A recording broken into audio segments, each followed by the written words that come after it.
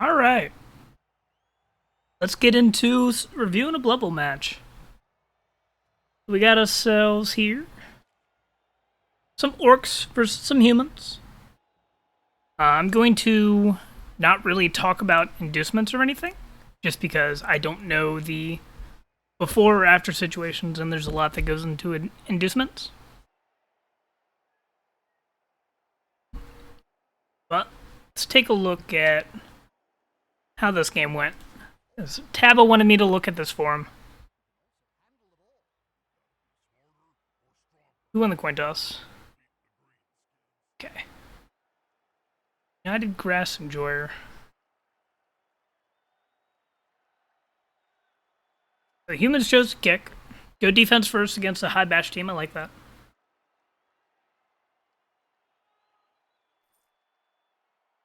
Oh, get to see the kick again.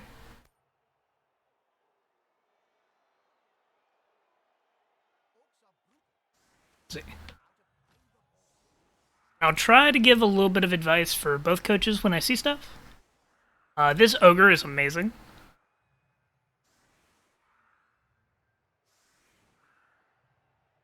Got 2 bench versus 1 bench.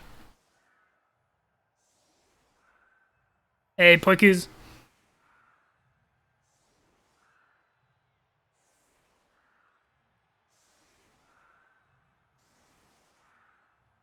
And 1 fame versus no fame.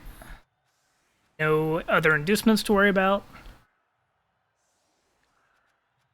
Babe or anything? Must have been pretty even TV.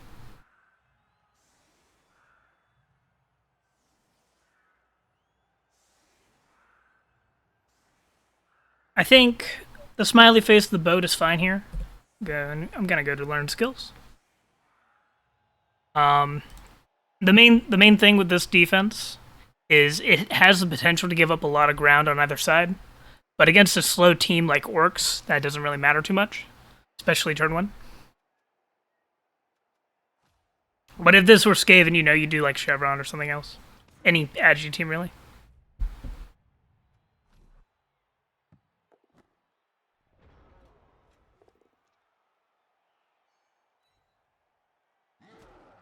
Orcs take some basic line of scrimmage hits.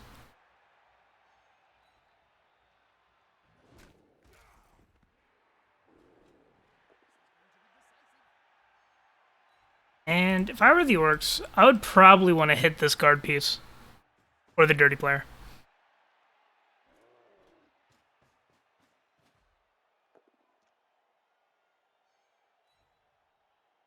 Yeah, that happens, though. Sometimes you just want to take the 3 hits, though. Because that frees up your other players to do other things. And you did, in fact, blitz the naked guard piece. I like that a lot. And here, you don't have to make much space. You have 8 turns. You're just trying to grind down the humans.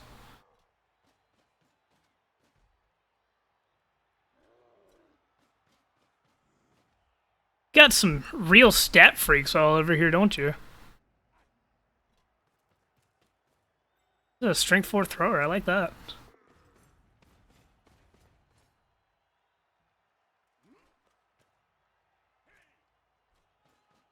And here's the real advantage of a big guy with block. You can just base things really aggressively.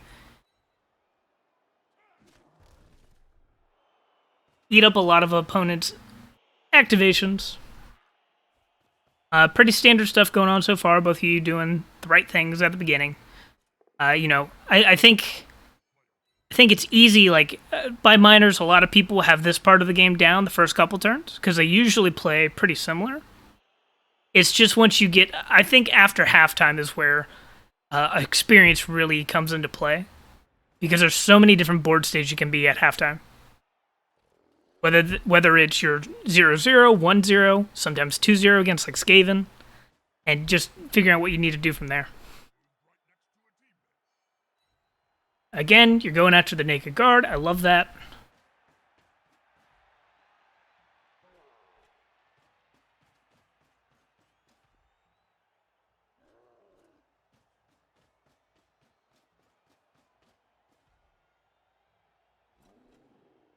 This screen isn't super solid. The humans can break through. They have a bunch of guard to counter you. But like this should be fine. You have massive strength advantage. This black orc's gonna get bullied though.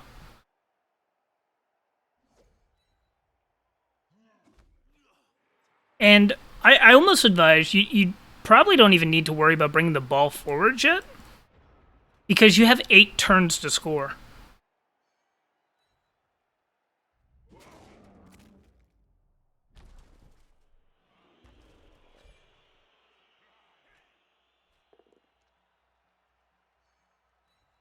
Oh yeah, and that's really unlucky. That was just non-mighty blow, armor break, Kaz. Like ugh. Like honestly, usually you're able to do that. You know, armor 9, but it just didn't pan out. You got more punished than you should have, honestly.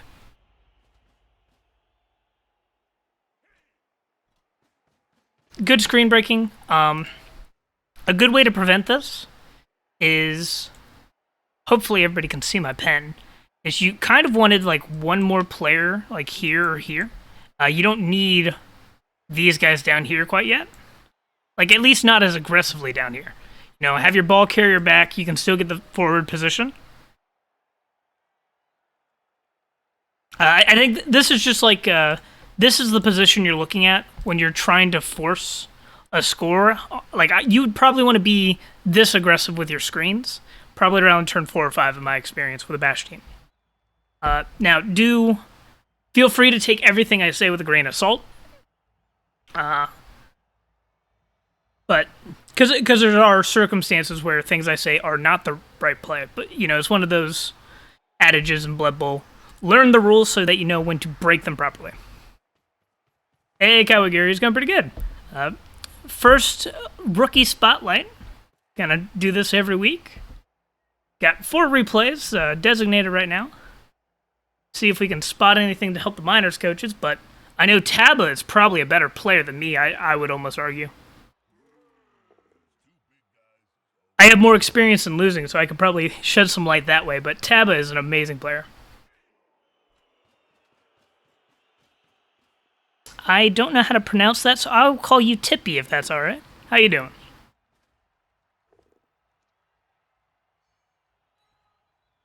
Yep. This orc is taking up some good space. Humans are a little overbased. Orcs should be able to take advantage of this.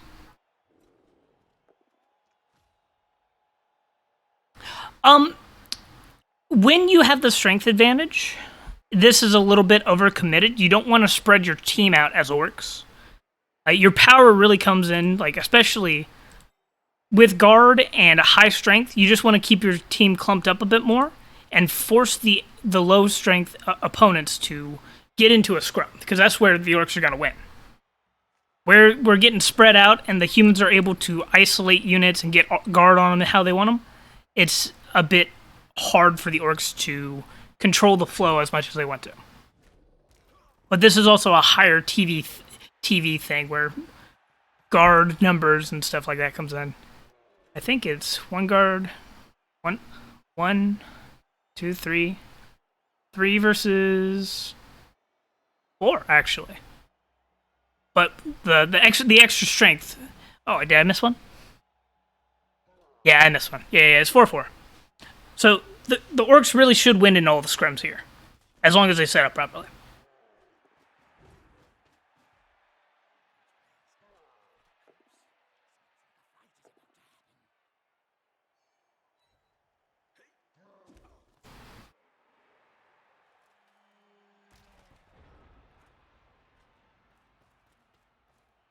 Now, I would say, like, you can really just leave this ogre and this black orc alone. You don't need to come and support this. Because this guy, he's out of the running. He's not doing anything. He's going to take a turn at least, maybe 2, to get back into the action after he's gotten off the ogre. If the ogre holds up 1 black orc, it's not the best, but if it's better than holding up like 1 rookie lineman. So I would have just either tried to disengage this ogre or just accept that you're isolating players one for one. Because this blitz Taba doesn't really give you any closer position on stopping the score, pressuring the score, or stealing the ball. Because now you have two players out of the action when this orc stands up.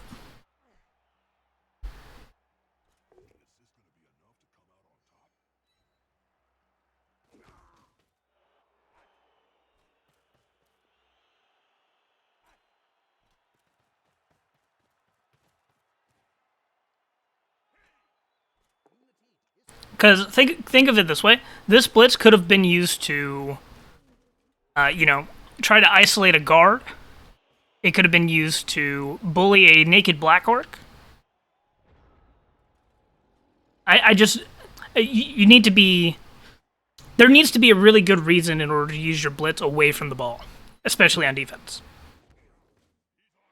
Now, if there was a developed piece and you were able to get a good foul on it, that's a consideration. The score was already basically secured.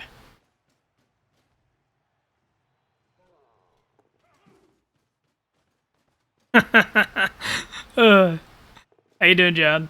Yeah, you get bullied every week.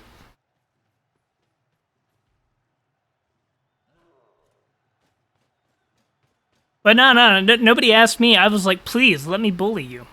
I don't have enough.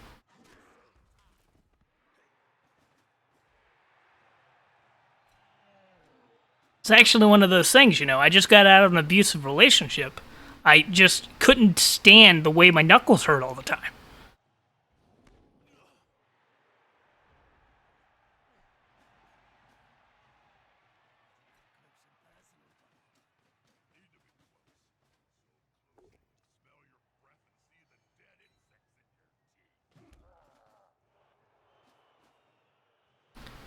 This is pretty good by the orcs.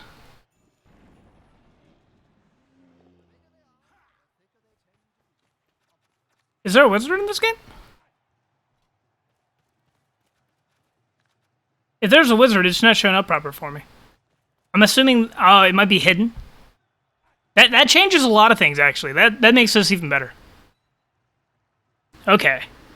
Yeah, that's just cyanide bugs.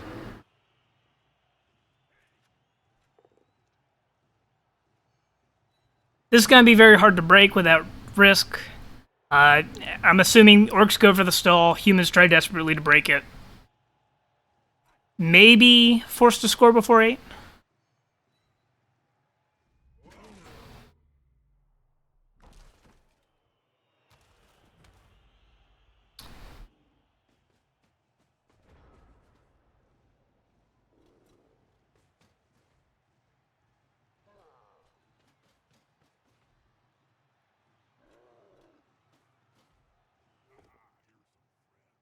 I like it. Develop another hit. I like it.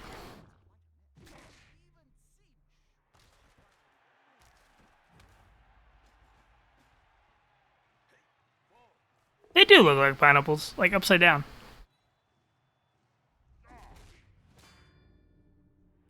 Yep, good removals.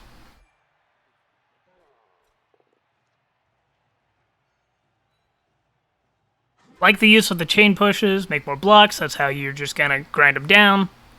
The rest of these turns.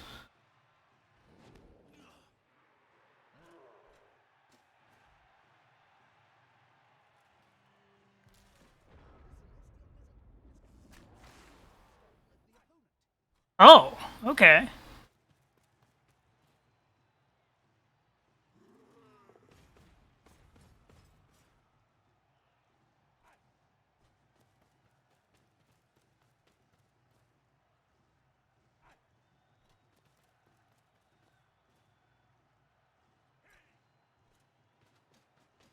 I don't hate that play.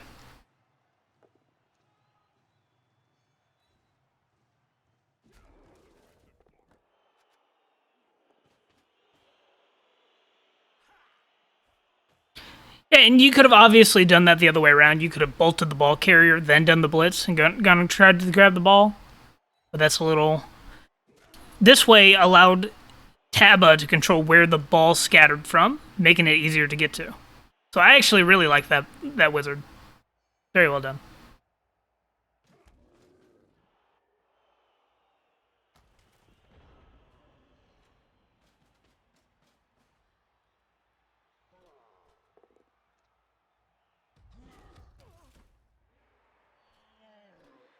I almost think you wanted to keep this catcher unbased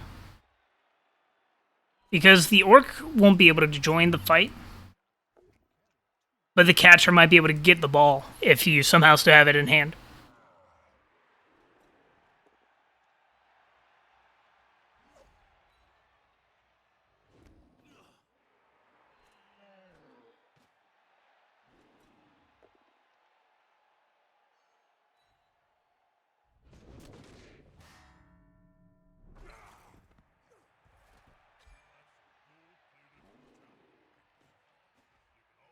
Yeah, Teb, I hope you noticed like these two pieces that were up here blocking this orc.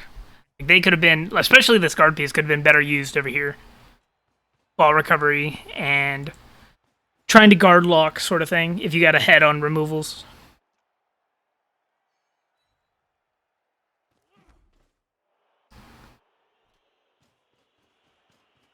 You know, getting the ball on the opponent's drive, though, pretty good. Yeah, you're just in the most precarious position. 3 dice, nice.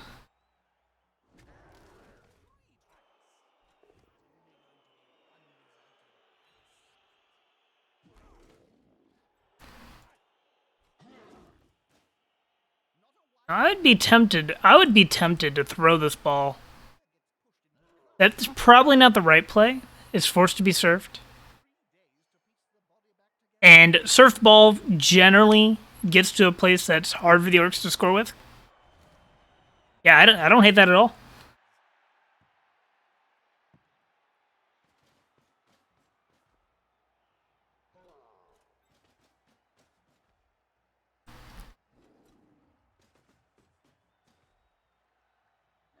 Yeah, that was a pretty good scatter for you. It could have been a lot worse. Actually, if it came over here next to this lineman, you would have also been fine. And like bounce that way.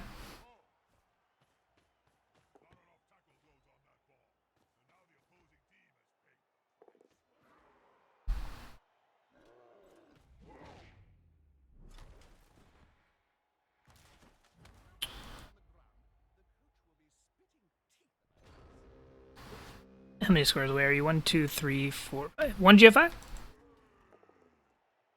Oh no. Oh, that could have been really bad. That was almost tragic. That honestly, like, that's not even like anything you could have done. That's a 2-die block with block. I don't think that was something you could have prepared for. The only thing you could have done different is just make sure you get your movements on.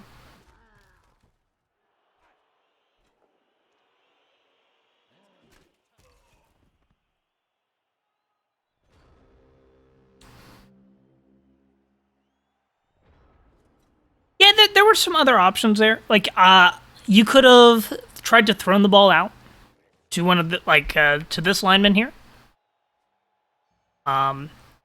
Generally away from the orc thrower if you can. But I don't think that getting the ball surfed is the worst play. Like, it's at least better than not having the ball carrier 1 square forward. It's like right here, ball still lands in. Be awful. Pliers? Assuming that's the point. Yeah.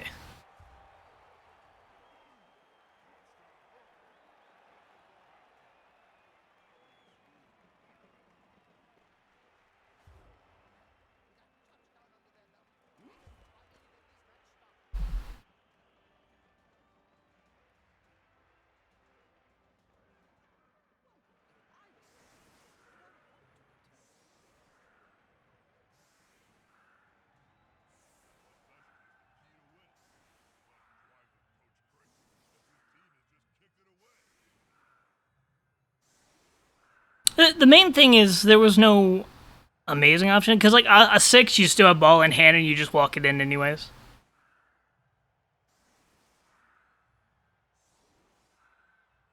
Leave stuff you don't want on the line. Let it get punched. Oh wait, the humans have a turn. Never mind. Never mind. I'm dumb.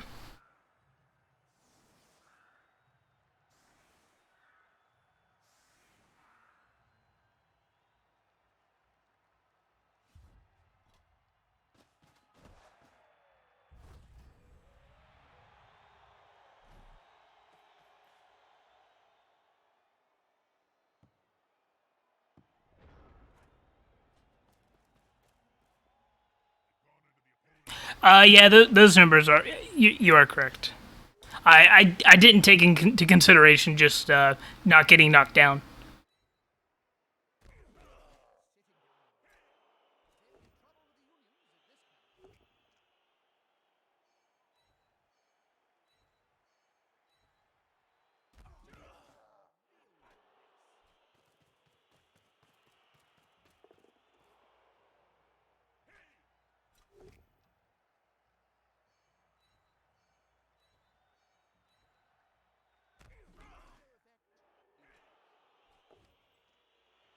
Two more pushes.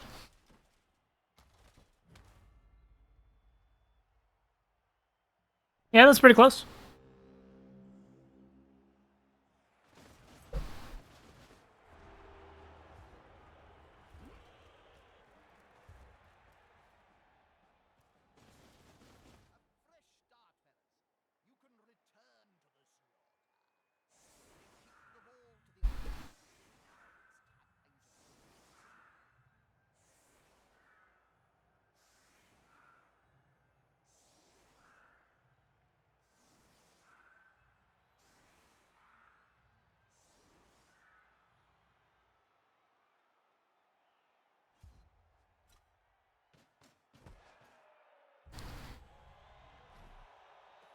Now, here's orcs. Like, boat is fine if you want to protect your pieces.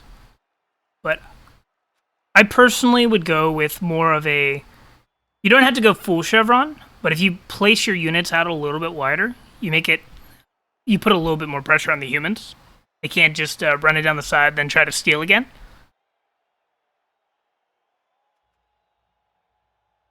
But, you know, you can also just leave it wide open, try to force an early score, and then go for the 2-win grind. It's also perfectly fine.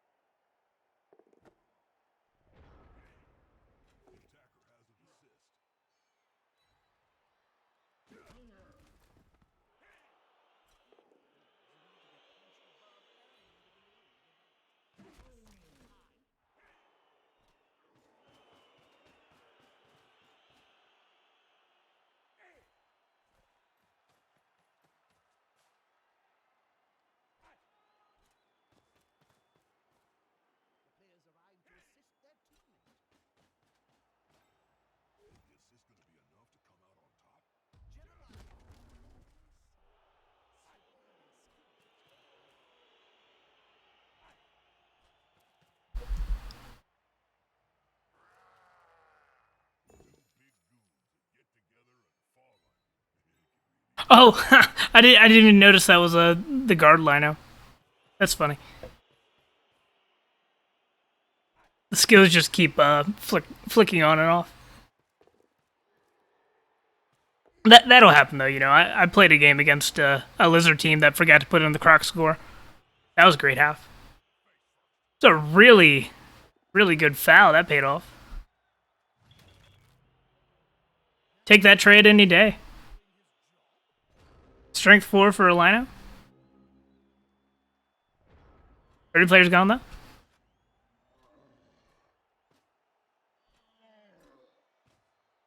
And that is one of the weaknesses of the smiley face, the boat, whatever you want to call it, is these corner pieces are susceptible to gang fouls.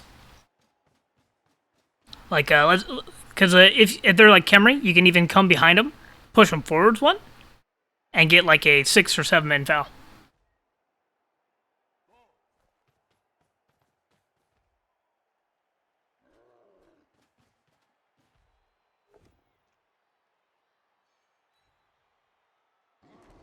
If you had slightly more strength and guard advantage, you could almost just do the wall of meat defense that elves hate, where you just basically put all your orcs in a line and they can't break through for a turn or two. You know, unless they get like leap and agility 6 and a lot of shenanigans or frenzy pieces.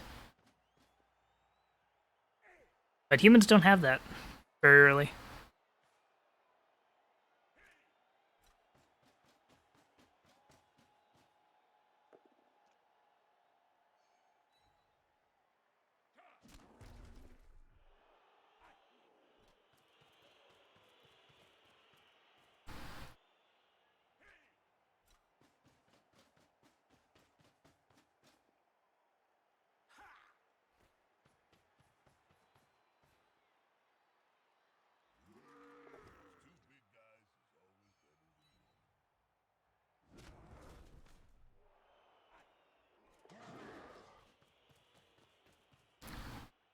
Taking position on this all on the same side is fine, but if you left one of these two units that came back, like one of the linemen, like right here, it gives you a little bit of pressure on the right side without giving up much. Because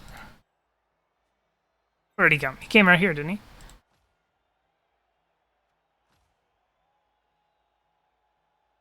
Yeah, like if you're gonna screen off right here, you might want to just leave your screen piece over here because the orcs won't be able to come to your screen piece anyways.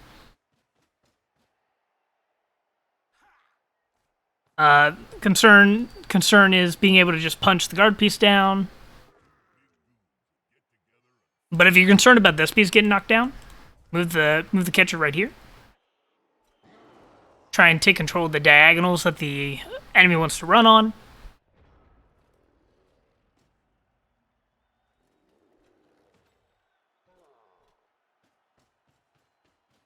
And if you left just a lino here, he can't. The orcs can't fully commit to swinging back to the other side or wrapping around and forcing you down the left flank.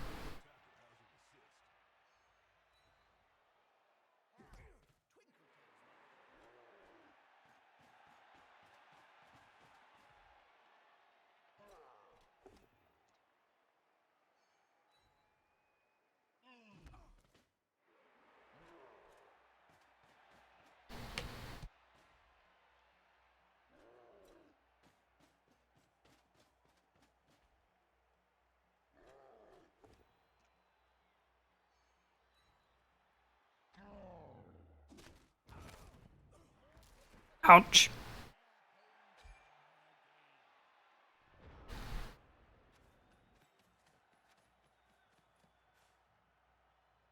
Yep.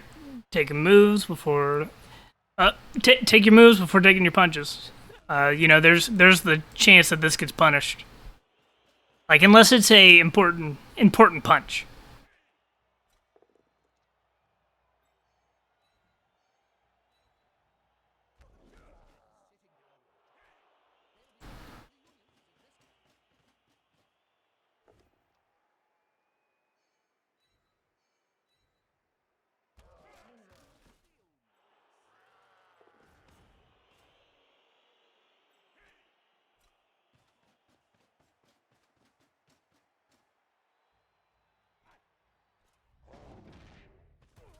Running out of humans. How many removals is that? Just two? Versus one black orc?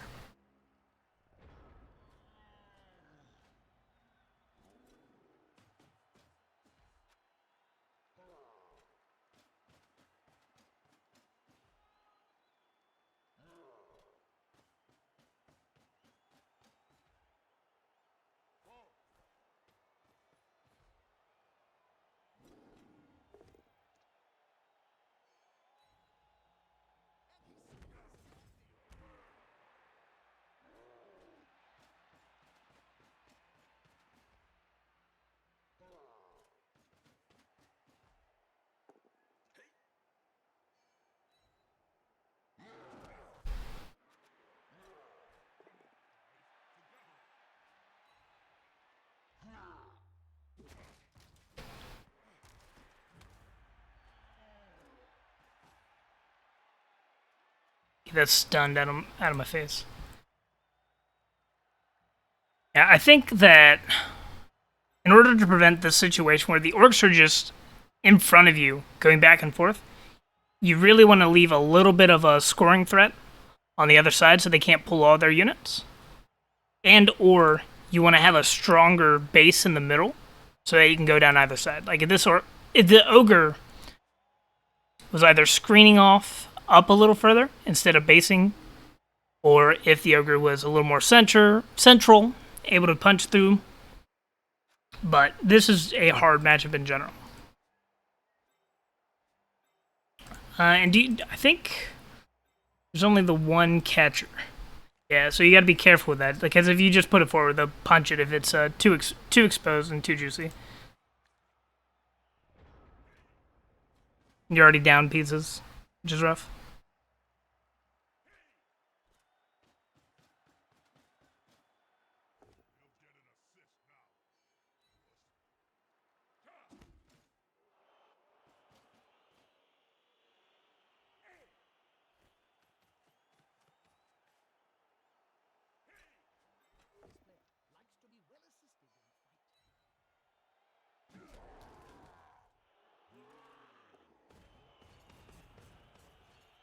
Okay.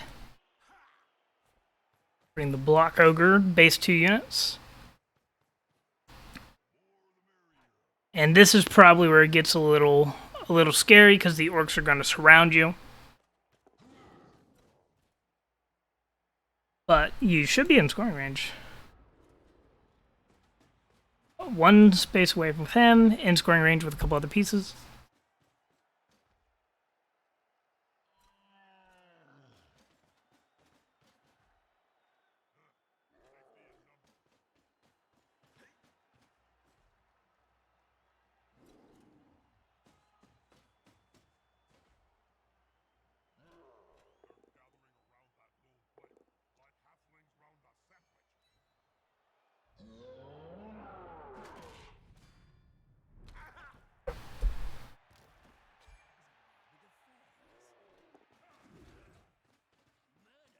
And there is now an orc screen, or an elf screen, but done with orcs.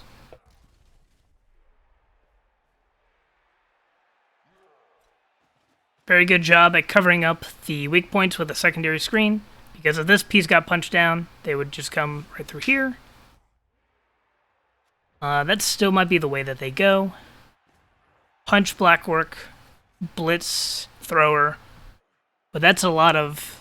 It might be like 1 dies.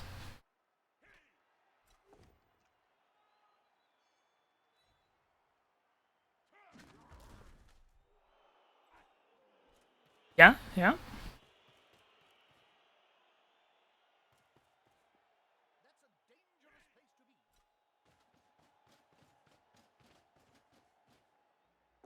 Red dice. Juggernauts. That's a 3+. Red dice with block is a 3+. A little better than that, actually. Yeah. Just ever so slightly managed to break through. Is that out of range of... Ooh.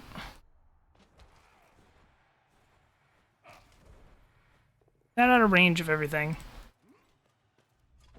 Might be.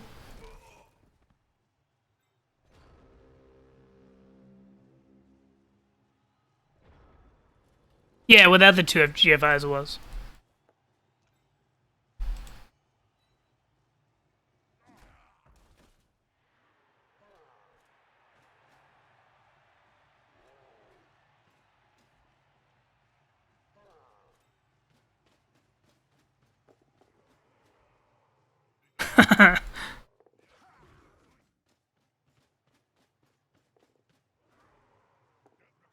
Movement up coming into effect. Goes down.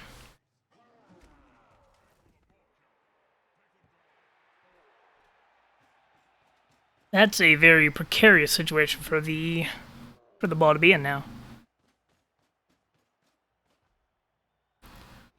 Also, I apologize. This is not my best commentary I've ever done. Got a flu shot yesterday. I'm a little under the weather. Got the immune system acting up.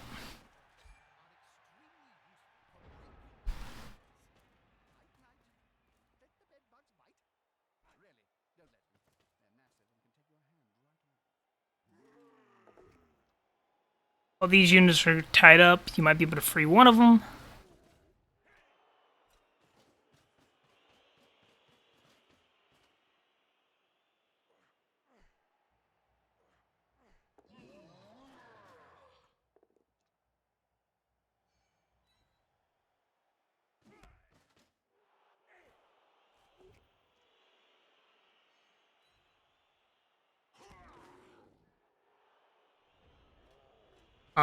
Ogre's doing its job, keeping several players out of the play here.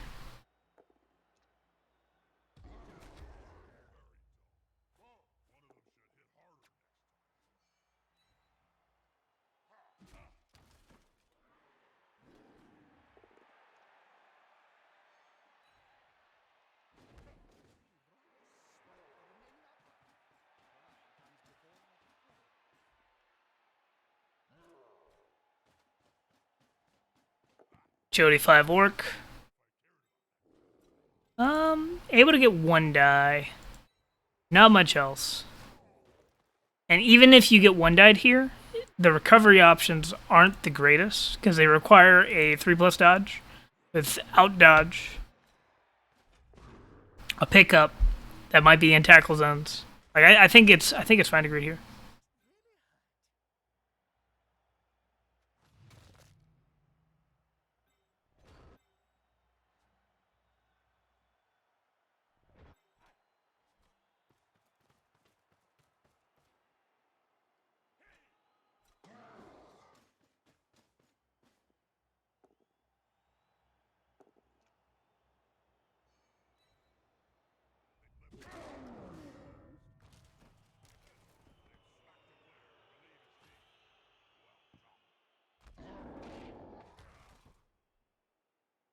Go ahead and turn off the cutscenes for now.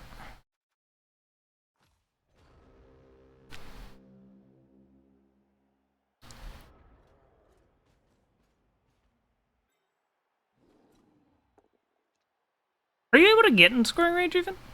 7 plus 9. So you can go 18 squares, so 14, 15, 16. Yay, you're in scoring range. It's 14, 15, 16, 17, 18, just in scoring range. That's really funny. Takes 4 GFIs in a dream, but you can make it.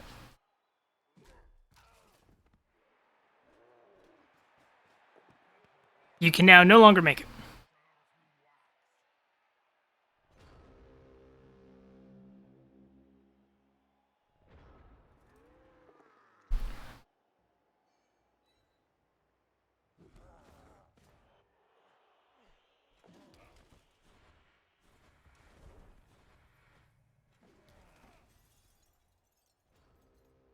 Yeah, honestly, you both played really well. I don't think there was anything egregious going on. I think Taba could have done a little bit better to try and keep a threat on the other side of the field from him. Just like one player makes it so that all of your orcs can't commit to one side like you were.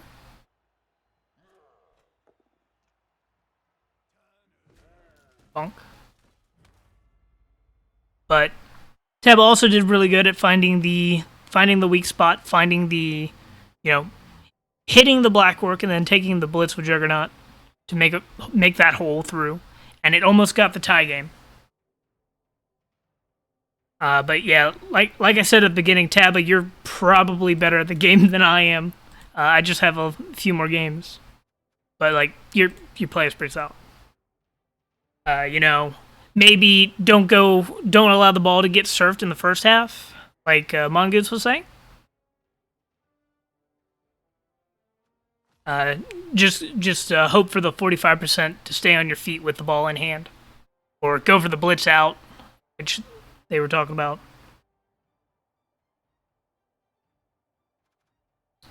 But let's jump into one of these other games. Should be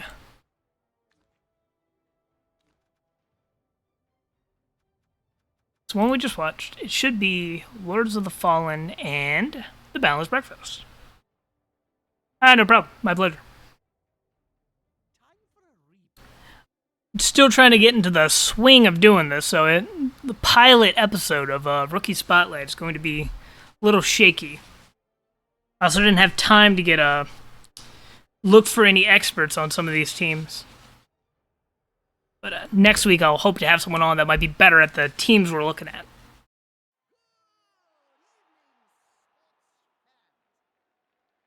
Thank you, Tippy. Thank you, Merdini. Let's have a lot of vowels and consonants for the dyslexic person. Let's see. We got. Oh. Thank you, Killican, for the follow. We got Metail and Enzi. And I believe both of them wanted me to look at this game.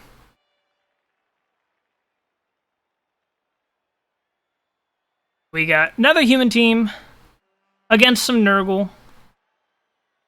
Show me who won the coin toss. Okay. The Nurgle decided to kick.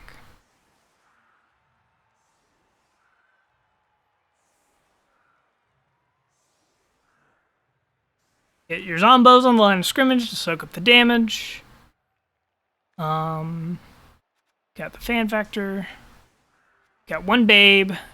Don't think there's any other inducement besides the Babe. Ooh! Agility 4 kickoff return.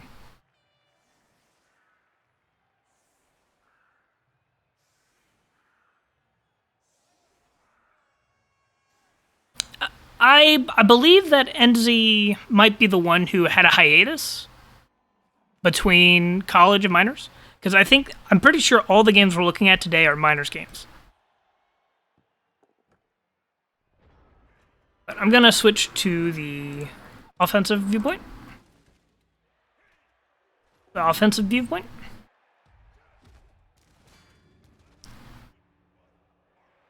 Set up your punches right. Everybody's got to block Ogre. Get your 3 die. Be happy. I'm gonna turn on to learn skills. There we go, that's better. Very good warrior development.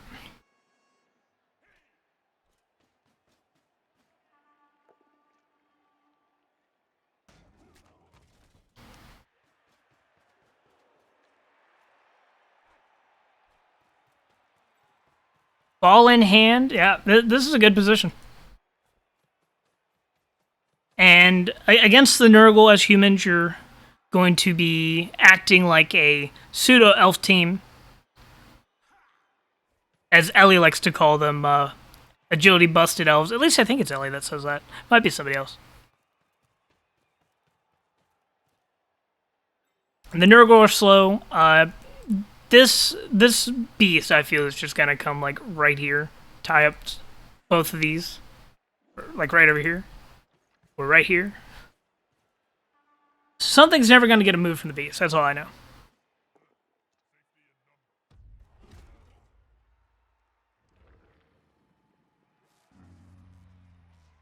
Okay, the beast is not gonna get to move from the beast. Wonderful.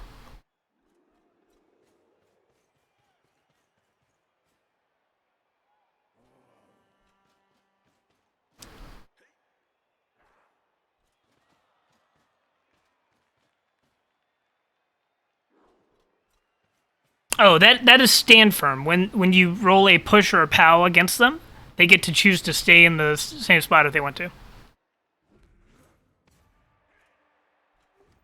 It's the same thing as on a necromantic flesh golem, if you've played against Necro.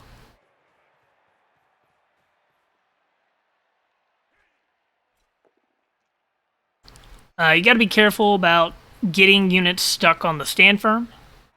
Especially with the foul appearance. Yeah, with the foul appearance.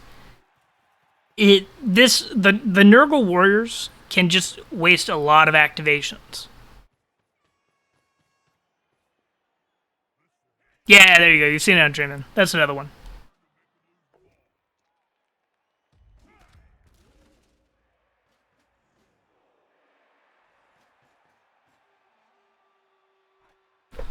But a little concept I've been thinking of lately is I've been trying to think of my hits and my assists as not a count of how much strength I need, but how many activations will it take, and is it worth it? So, you know, if you have, like... Let's do a little doodling real quick. So if you have, say, this person's started here, this person started here, and these are both strength 3s against a strength 4, it takes you another activation to get to 2 dice, because you have to bring in a fresh unit. So you are using 2 people to take a hit. Whereas if all 3 of these people started here in this turn, that's 1 activation to take the hit, and these other 2 players can go and be assists for another series of blocks. That's like unrelated to anything specifically here, but that's sort of like why it's usually a bad idea to go after... it's usually a bad idea to go after big guys, unless they're already based on a lot of your units. Because bringing in 1 more assist is 1 activation, whereas bringing in 4 assists is 5 activations for 1 hit. Hopefully that made a little sense, and I wasn't just word vomit.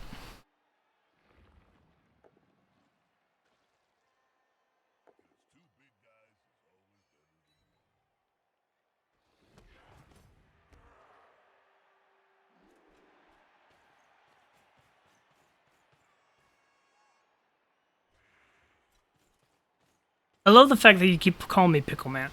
Also, Poikuz, your in my game is up next, since you wanted me to analyze that one for you.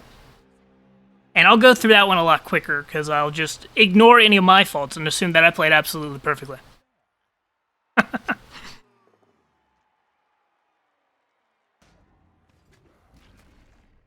No, you played great. You played great. No need to be nervous. That's unfortunate. That, you know...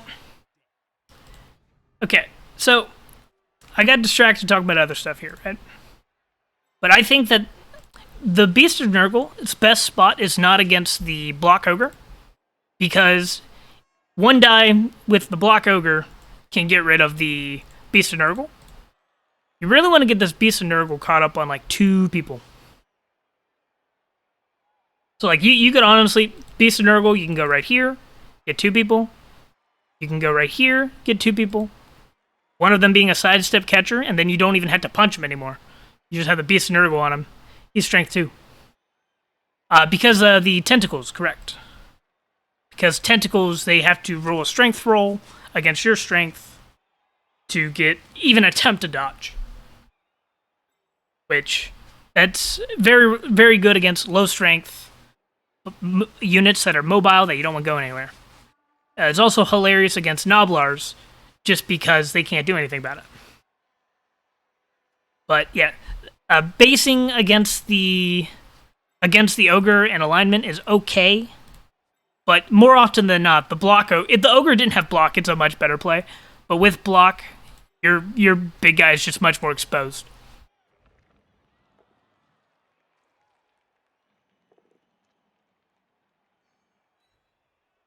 It would have also been fine to just not follow here and mark these 2 players. So just push the ogre, step over here.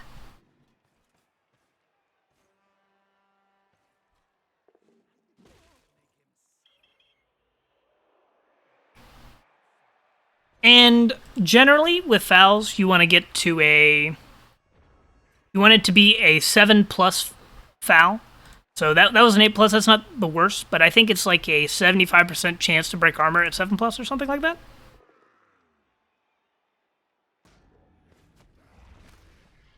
We get to see the glorious bonk of the Beast of Nurgle again. Always brings joy.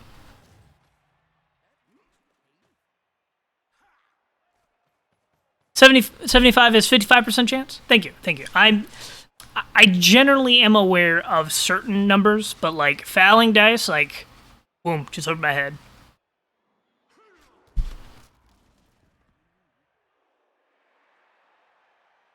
Yeah, I'm aware of that, but I always forget that on 2 dice it's a 55% on the 7. Like I have trouble keeping numbers straight, but I have like their um, general relative ease compared to each other pretty well understood. Yeah, I got hit in the head several years ago, so math isn't my strong suit anymore.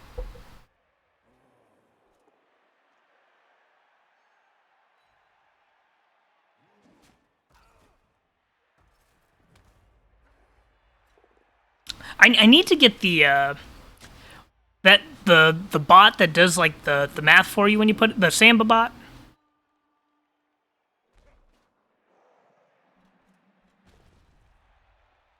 Exactly, just a little bit of brain damage, but a little damage.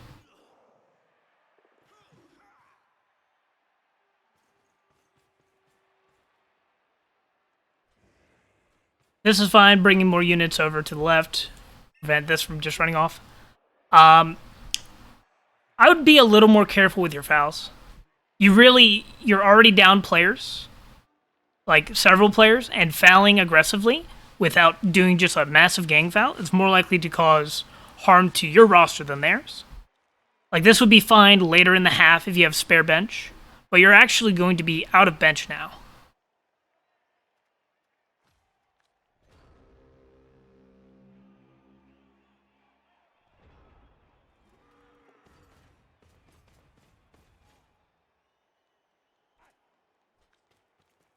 So the double ejection is unlucky,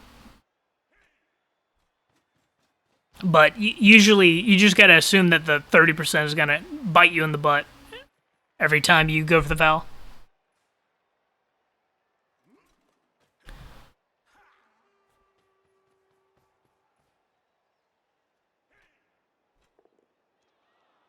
And Flametail has done a very good job at putting just a wall of flesh in between the slow pieces and the scoring threat. And getting your slow warriors and, well, just your warriors caught up over on the right side with like just a handful of pieces.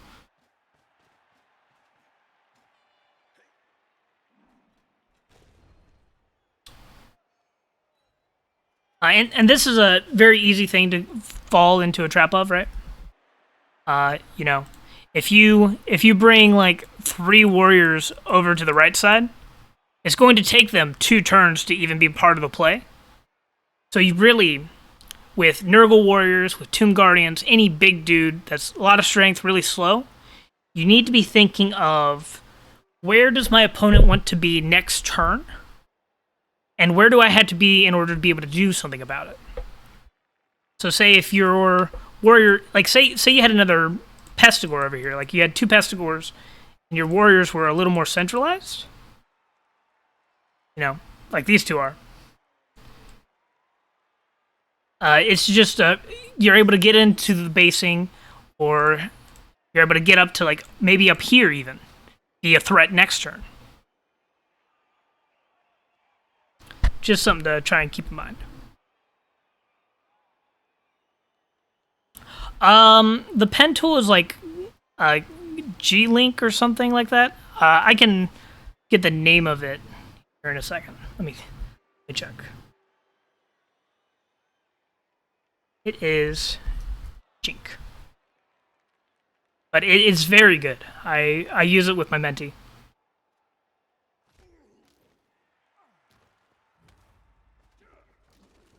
Ooh. Was there...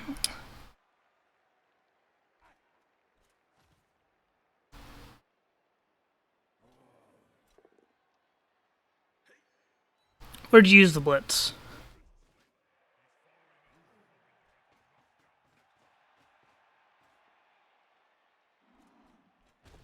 Oh yeah, you know that's a good catch. I just assumed there was a unit behind the ogre.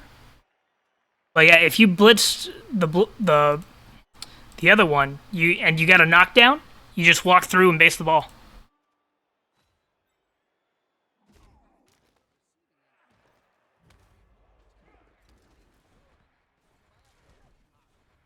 Oh, that is stand firm though. That is stand firm, so that might not even have worked.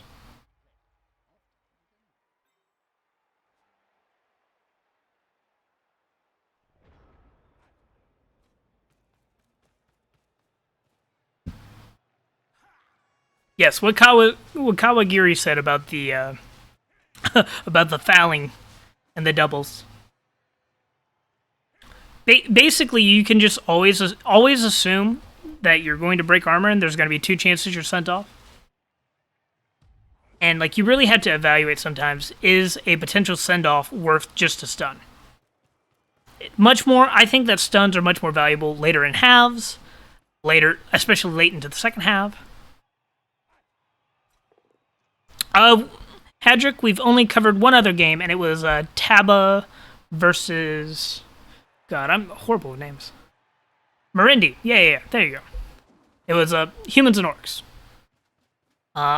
Unfortunately, I'm not high enough skill in either humans or orcs to be too helpful with things that they could have improved on. And I am not in the zone narrating-wise.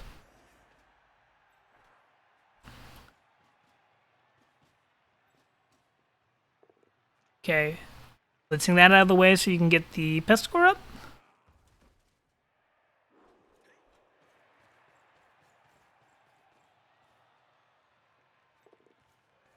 That might be enough pressure to force the score.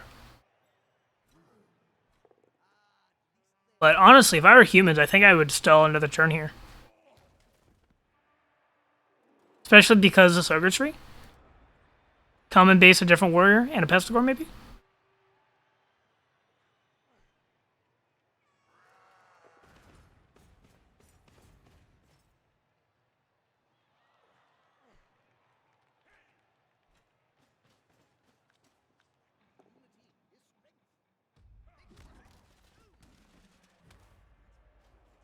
Just you wait. As soon as I'm doing college games, I'll seem so much more knowledgeable because I'll be able to talk about basics like, and this is how you set up a 2-die.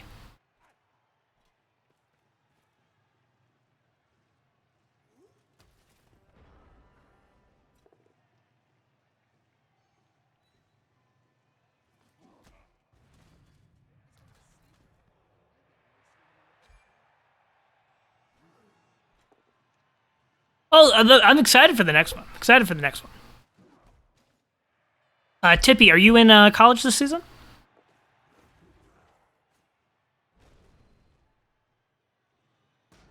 Ah, wonderful.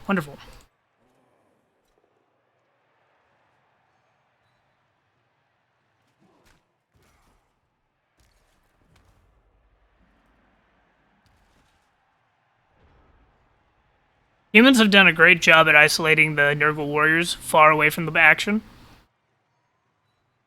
I think they get another turn of stall off. They might have been able to. I think they could have pulled off another turn of stall, but they're also it's humans versus Nurgle. I don't think giving Nurgle 2 turns to score is a dire straits at all.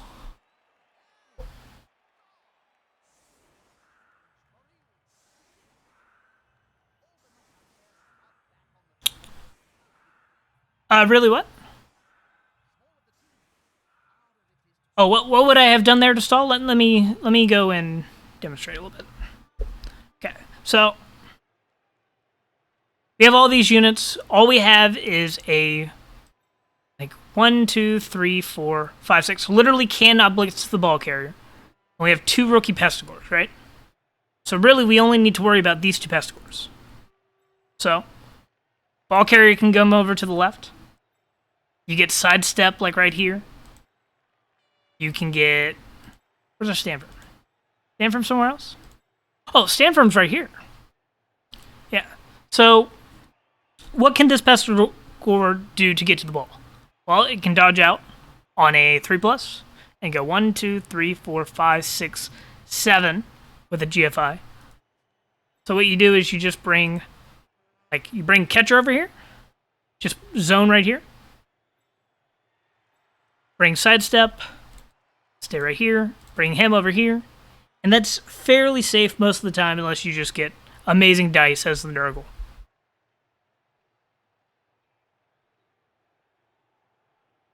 But, I brought out the pen tool and I didn't even draw with it. Let me actually show it better. So you bring this person here. Go something like that. Then base over here as well. Generally, the Snurgle Warrior is not going to be doing the blitz. This Pestigore has a really hard time getting to the ball. It would have to dodge on like a 5+, and then take a red dice without block. I think this is a situation where you can just greed pretty hard. But like almost any combination of positioning with these players will be fine. I think you could have stalled one more turn, but you can also argue you just don't need to. It's Nurgle. They're not going to get... There's not many things that can help them score this half, because they're just really slow and they have no skills on the Pestigores for scoring it.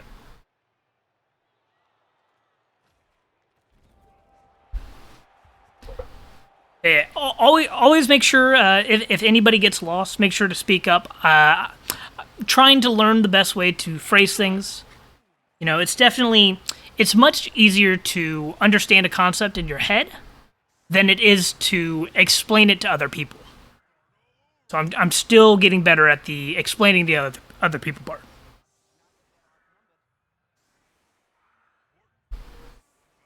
Yeah, you have the agility kickoff return rodder, don't you? I completely forgot about them. Is that a niggle? That's a shame.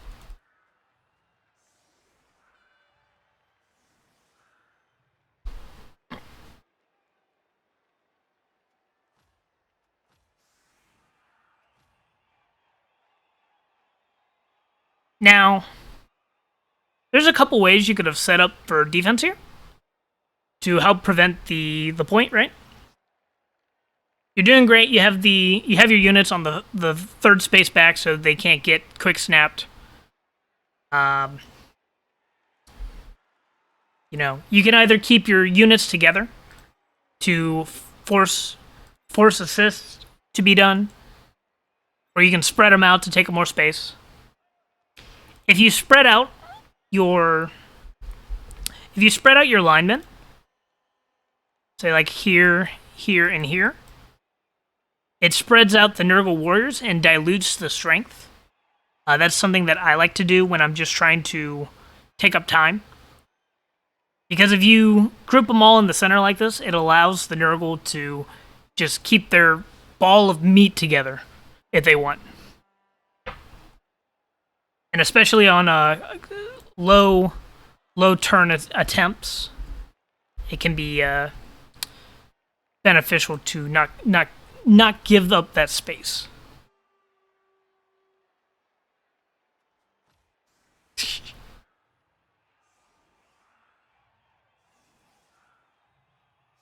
Yeah, like a 3-person cage also works. Kawagiri's absolutely correct.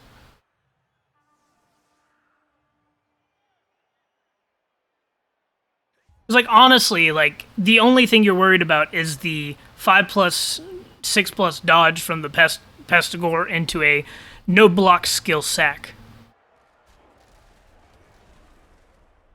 Yeah. So here are the Nurgle Warriors. They just get to punch 1-for-1, no extra assist needed.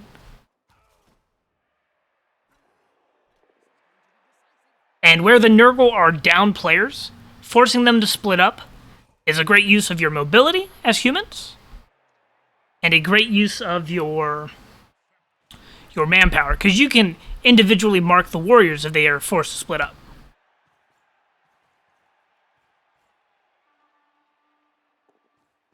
Yes, specifically in like this scenario where you have the numbers advantage, but not the straight up strength advantage.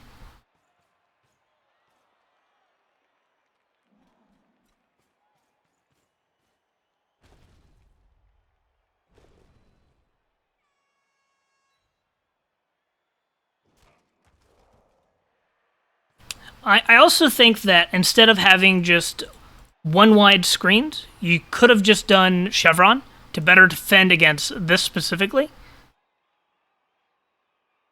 Because the Chevron, you know, it's got this diagonal like you have here. You'd do a similar thing.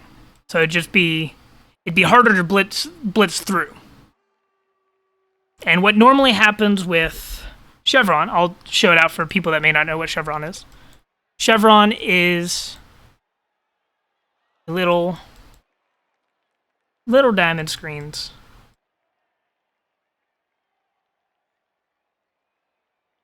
And this Chevron is very good for preventing fast scores, and it prevents like Skaven from getting through very easily. And even if they do get through, what normally happens is the opponent knocks away the line of scrimmage. They go pew pew pew, and then the blitz comes in, knocks this player away, and then they're forced to run down the middle with the ball. And then you just collapse on them from all sides with whatever players are still standing. Now, Wood Elves are very good at getting through Chevron, but Wood Elves are good at getting through anything.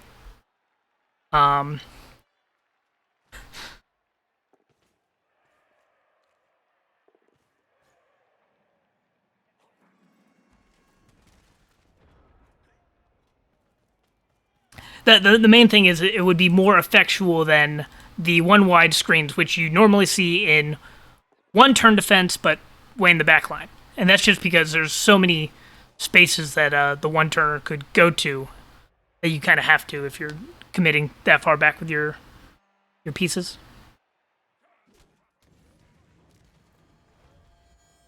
Uh-oh. That's a rookie.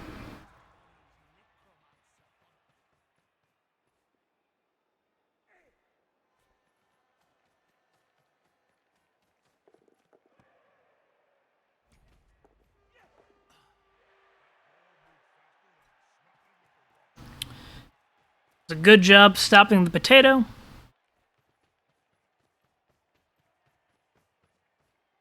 Flametail has not used a single reroll this half. Dice are fire.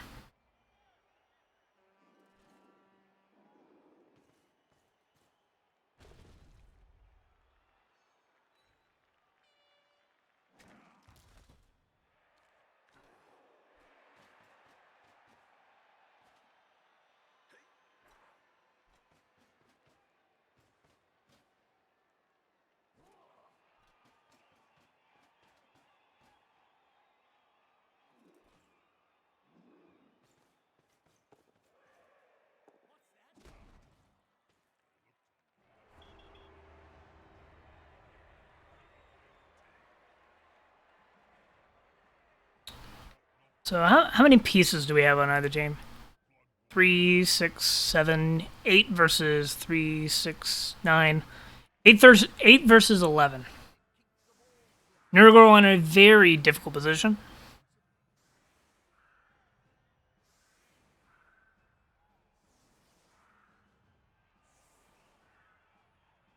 Again, as humans, this is great. You're just trying to protect key pieces with the rule of 5. And these pieces are kind of in the way. Nurgle are not super fast, so they can't like reach around and get one of these important pieces.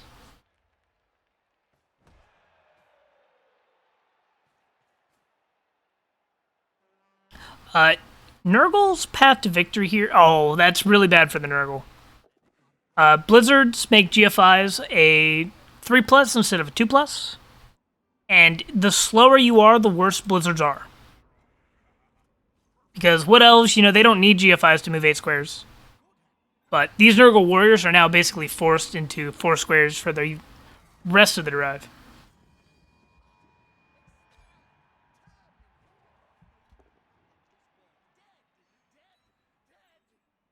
Yeah, there's a guard human on the side of the pitch. That's a mistake. You already had the man advantage. Keep it up.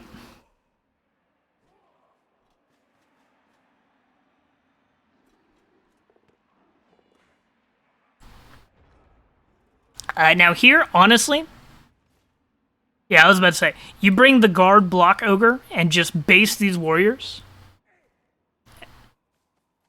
And then you bring in some assists otherwise. Like, the humans with their guard actually probably just outstrength from now on. So you can just cause some red dice for the not the Chaos Warriors, the Nurgle Warriors.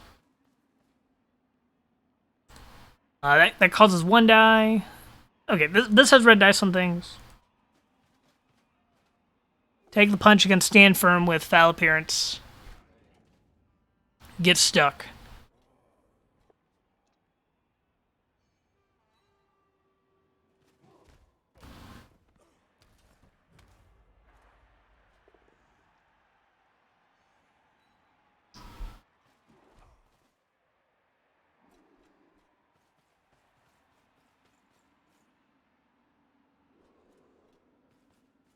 Yes, the humans now pretend to be dwarves. Correct.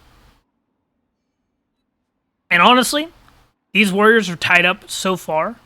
If they stay tied up, you just bring units forward, pressure this rotter, because the most vulnerable time for the ball for a bash team is before it gets into a solid cage. Right now, all these warriors, they're more than 4 spaces away from the ball. If you can get units on it, it's going to be very hard to break.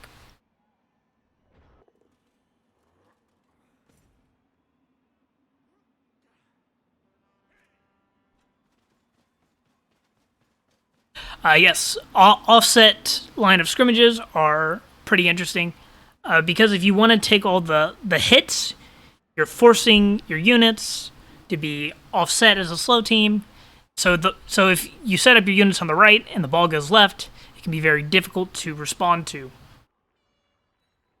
Especially teams that have a kicker, they really like offset line of scrimmages.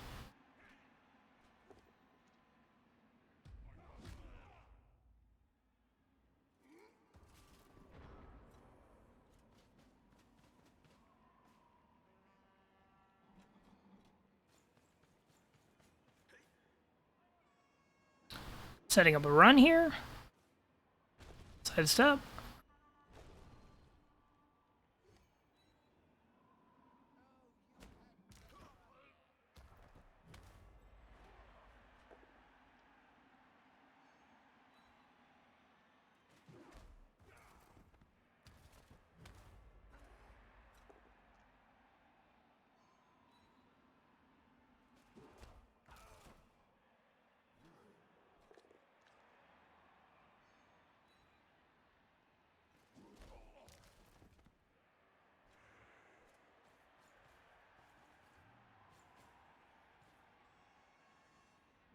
It's a hole here.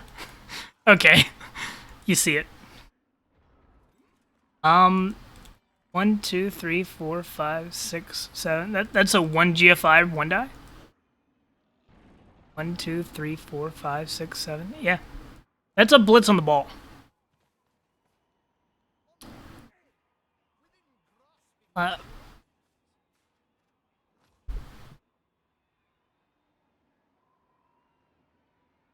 Let's back up here a second.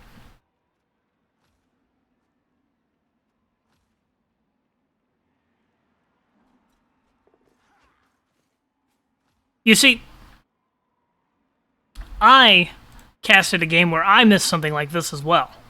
But, I've actually learned a secret method of counting on my fingers upwards of 9. So I'm actually prepared for this situation. Now, if this was like 9 squares, it would have been a toss up. But this is just a 1 die on the ball, and this piece doesn't have block. You should just move your units to base everything, take the hit on the ball with the reroll. But that's just like one you miss because you're not thinking of it. You forget to count.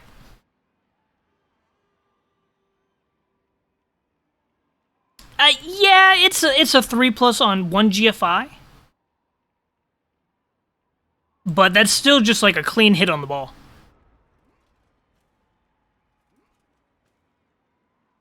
Like, that's no difference than a 1 3+ dodge for 1 die on the ball. You could even take a 1 3+ dodge if you didn't want to take the GFI.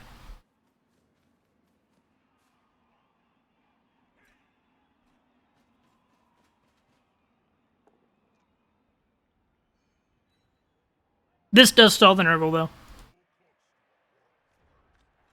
Just gonna walk through this way, though.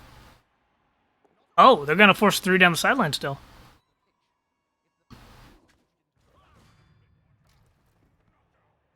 That's interesting. Or at least get the units caught on the Chaos War.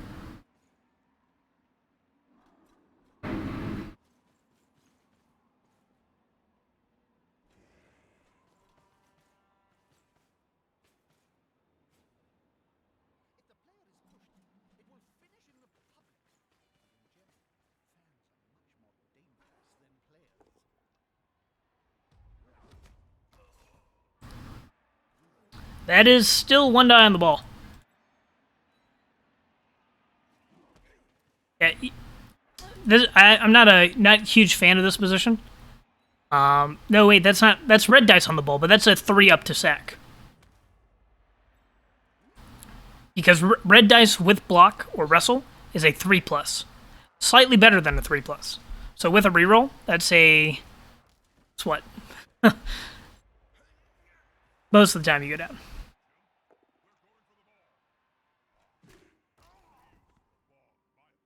Yeah, but that was the right play.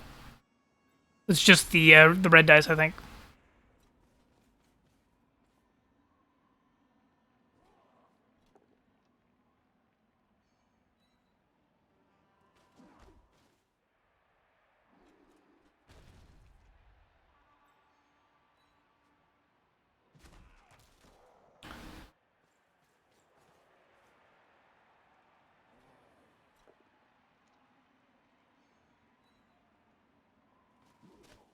I believe with block and a reroll, red dice are a 90-something% play, like 93% to not turnover.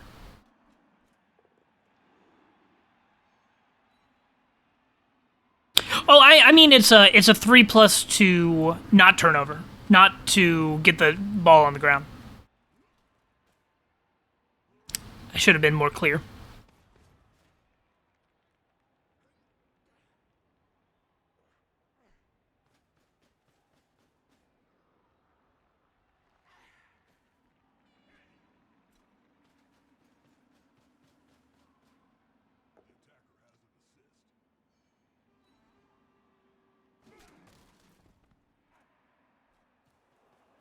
It is a very hard position, deciding how long you have to stall here. Stall one turn too long, you lose the ball, you lose the game 0-1. Stall not long enough, you lose 2-1.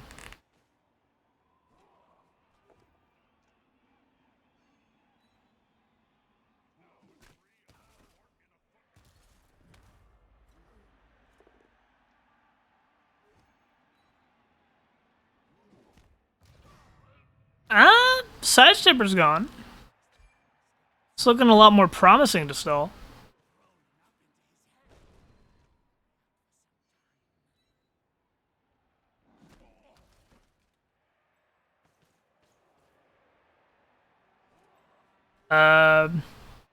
One.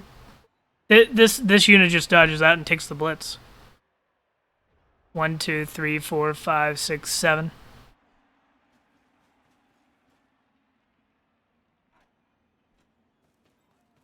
Yeah, okay. That one happens. You just brain fart. Like if you brought your piece back one more, should have been relatively safe. 43%. Are you talking about the red dice? I'm assuming.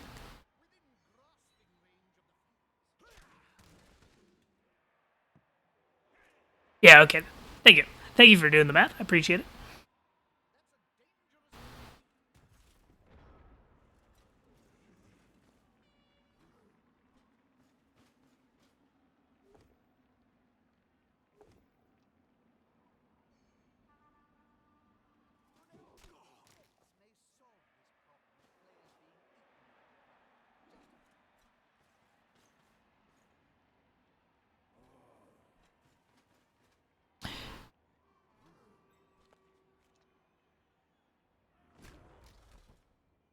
Yeah, the humans did really good at trapping all your Chaos Warriors.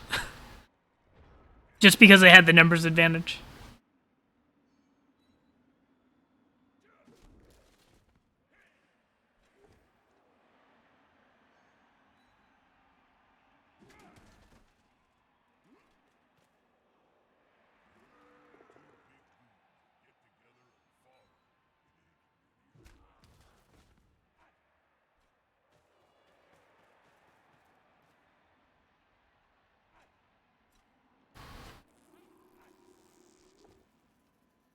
Oh yeah, you did very well at that. I will say for Enzi, you can try a little bit more. Try a little bit harder to take control of the center with your Chaos Warriors and your Beast of Nurgle on defense and offense. Because like Nurgle really excels when the opponents are forced to go around you and then you just collapse on them. But you still have to leave a couple units in the middle so that they can't switch back on you.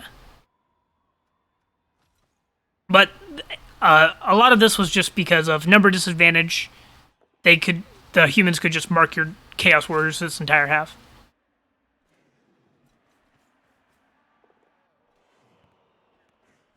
Ooh, 35%.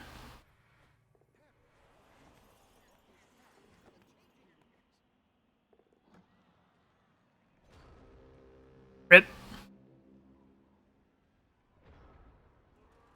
Yeah, you almost managed to pull out the tie there. That was just the 25% of it. Uh-oh. Uh-oh. Oh, no. Oh, no. The blocks stand firm. That's so much XP. Like, no, I will. Most people don't actually want to kill your warriors. They just want to badly hurt or MNG.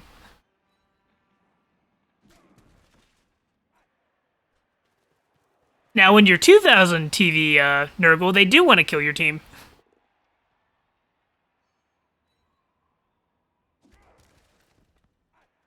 Let me see. What was that? 6, 6, 6, 6. Oh, that was 5 sixes. Yeah, you're... and then a 1. Oh, wow. Nuffled had enough with your Nurgle ways.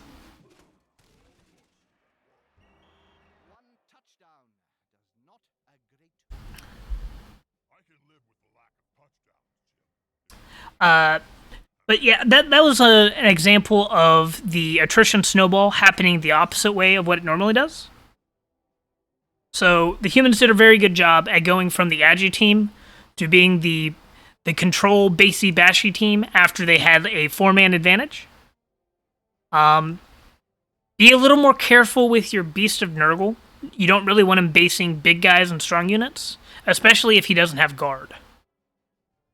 Getting him onto the fast, agile units that have trouble dealing with him is far better. I don't think there were many mistakes that anyone could say were super egregious on either side. That was a pretty solid game. It was just a minor decision making that you could improve that would really help the game as it develops. Like especially early in the first half where you fouled on an 8+ or 9+ or whatever it was, and lost a player, and you did it again. And just losing those numbers gets very punishing early in a half.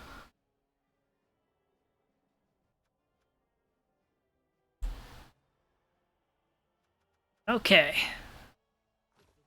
Hopefully I said some stuff that helped. Again, not an expert on humans or Nurgle, but I have played a lot of Chaos, so it plays a little bit like Nurgle.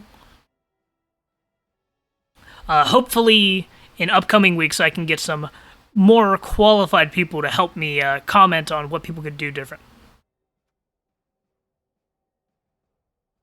Okay, and then we had... Now, this was a spin game, but it is with a incoming college coach, and he asked me after the game if I would be willing to analyze it. So we're going to go through and point out some things that he could have done a little better, and tell him what he did well already, because that's another important thing. It's not just pointing out what you did wrong, pointing out what you did right. But he is the Norse, I am the Khemri.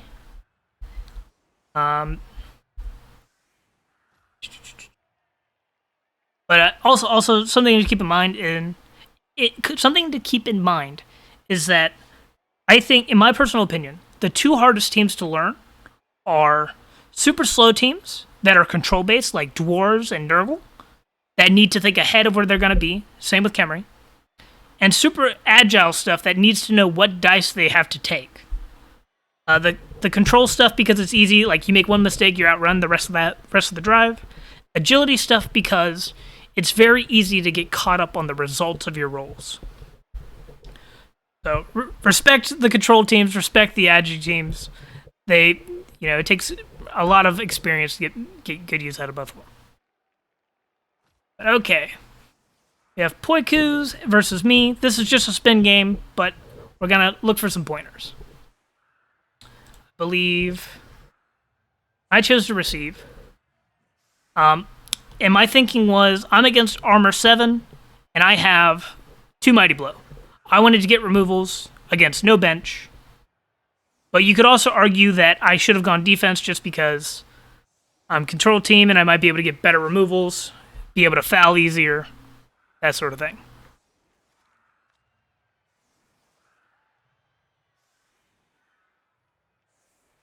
Now, right off the bat,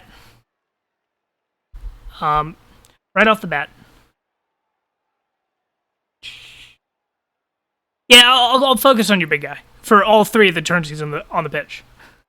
But as Norse on defense, you generally just want to put 3 linemen, like level 0 SPP linemen on the line, because this guard piece super valuable. You don't want to risk him.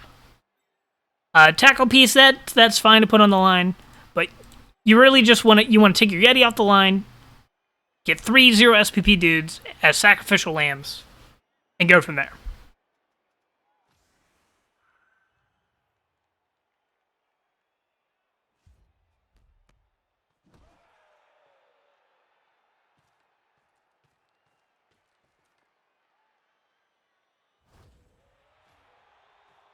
And right off the bat, we started with a very interesting kick position.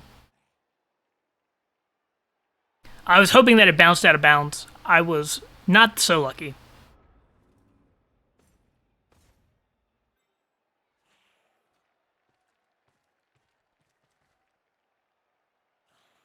Oh, also, another thing. On defense, you generally don't want to have players on the second line, because there's an event called Quick Snap, which gives all of the attacking team 1 square of movement without having to roll dodges or nega traits or anything like that. So if I had rolled a Quick Snap, I could have moved this Tomb Guardian onto you and gotten a free hit. I could have moved this Tomb Guardian onto this Ulf and got a free hit. And that sort of thing. I could have moved 2 players here to get more free hits. I could have just gotten a million free hits here if Quick Snap procced.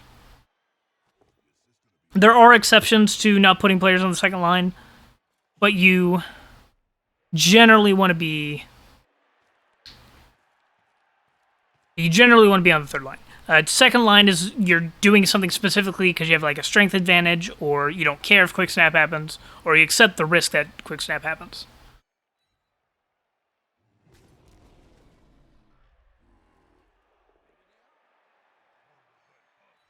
Also, keep in mind that I rolled 6 skulls this game and 35 POWs, so I had a little bit of luck on the block dice.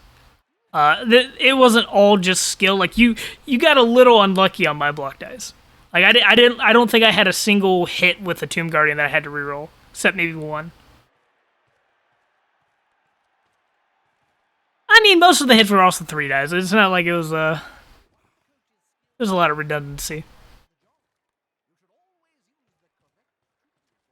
Camry doing what it does best and picking up the ball.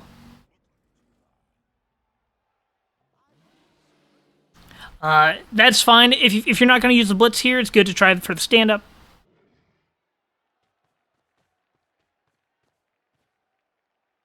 Yeah, I had to worry about the ball. I would have loved to foul the guard. Don't get me wrong. But I had to worry about the ball.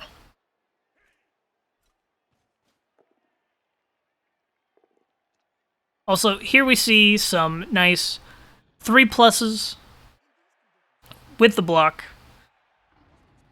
And,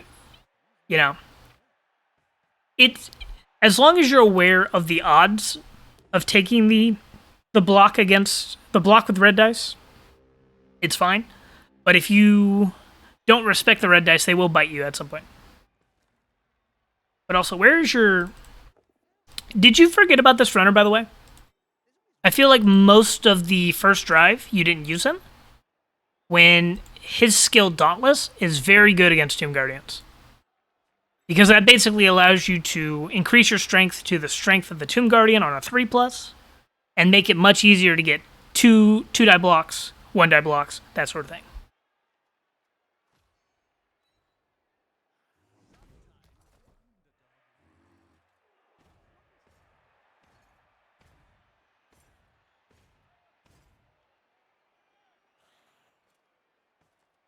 I like these players over here that were attempting to threaten me before I got into a cage. Ball is most vulnerable before it gets into a cage.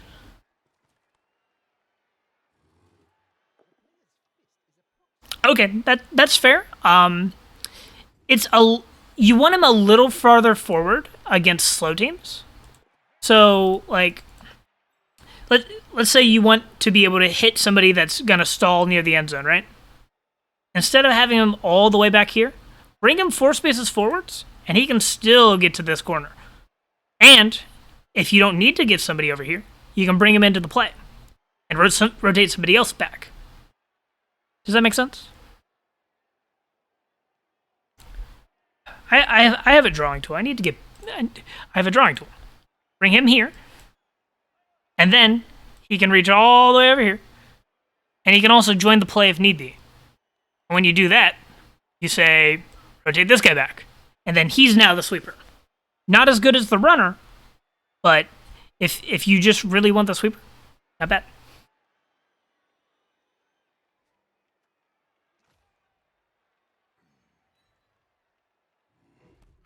Yes, you were making good use of Dauntless in the second half. Correct.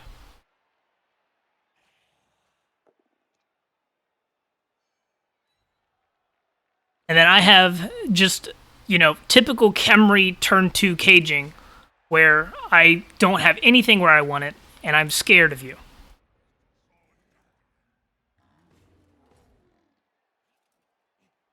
Something to have considered there is you could have blitzed with the Yeti with an assist. Claw can help you break through the armor, and Tomb Guardians are very susceptible once you break their armor, because they basically roll 2 injury dice. And that is why I went so hard after your Yeti, because it scares me.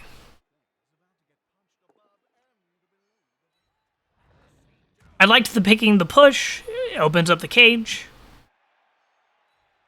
They're out of just taking the both down, though. Because if you take the both down, my Tomb Guardian's on the ground. And you're basing the ball without a 4+ dodge.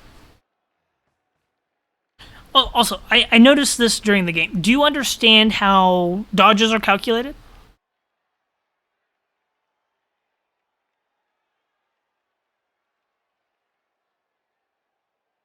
Yeah, that's very fair, giving up a little bit more space than you're supposed to. That'll come with experience, and then once you've seen the situations more, it'll click a little more naturally. Oh, you know, that was an uphill. I got to choose the dice. I've played Blood Bowl once or twice before.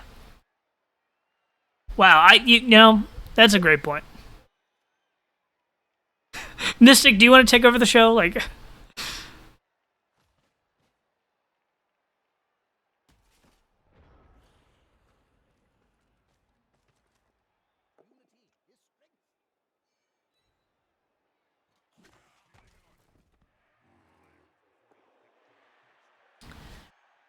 Yes, both blitzes have been red dice, but this was I believe this was a good series of red dice to take because it opened up the cage, and I was forced to use my blitz backwards in order to free up my own ball.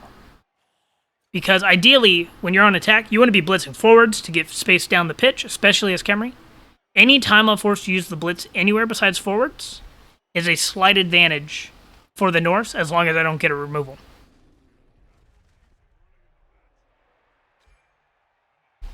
That's just unlucky. Your Yeti has butter armor.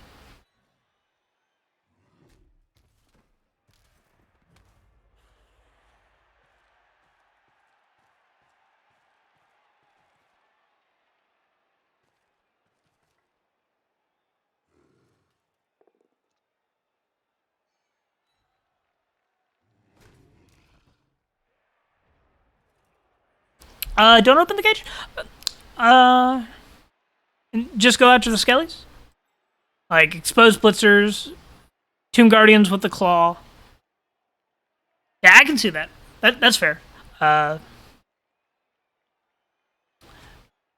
there's a lack of Mighty Blow except for one Berserker though. So I'm not sure. Like unless you're able to get the hits with the Berserker every time. Not super sure on that. Again, I'm just a casual Khemri player and a casual Norse player.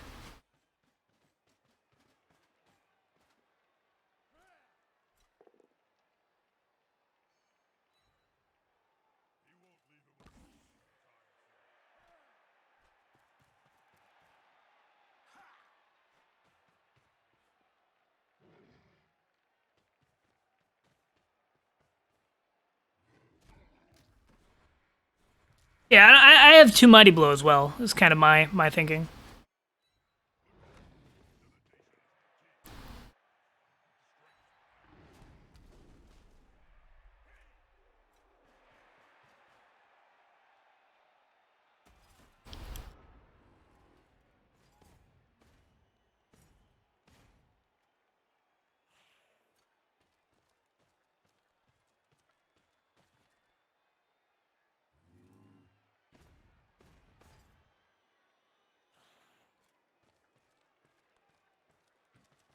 And me making my merry Khemri way.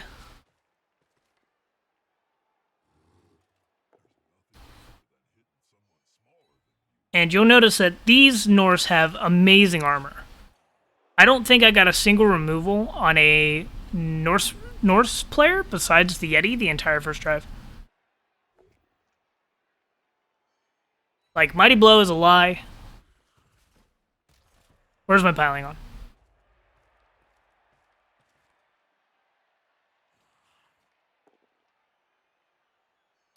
Um, I'm not there's a lot of different things people take on the first level for Norse linemen. Generally you'll see like dirty player on one player, maybe a kick. If you ever roll guard, you take guard because it's a double, and Norse need the guard. But you know, if you get tackle onto a lineman, you're basically just a slightly more expensive dwarves. So I don't hate that at all. Now, it doesn't pay off against the Khemri here, but if you're against like most elves that have a dodge or two, it can be very hard to deal with.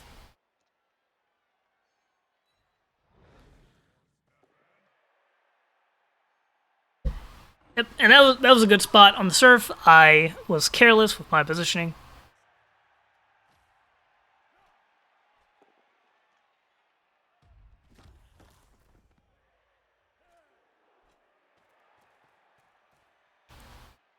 But yeah, a general thing with Norse, like you did over here, you played very well around the sideline. If you can force the action to be around a sideline, you're in a advantageous position with your 4 frenzy pieces.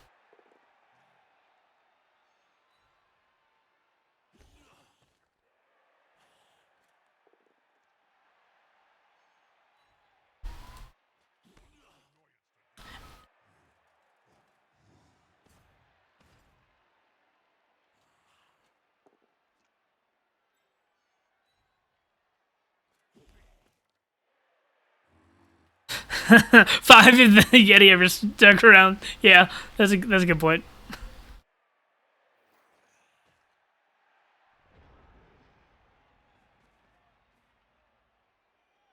No, don't worry. The Tomb Guardian absolutely gone. I should have taken a GFI, but I was also kind of the mind of if the Tomb Guardian gets surfed here, the Blitz isn't on my cage, and I was kind of okay with that.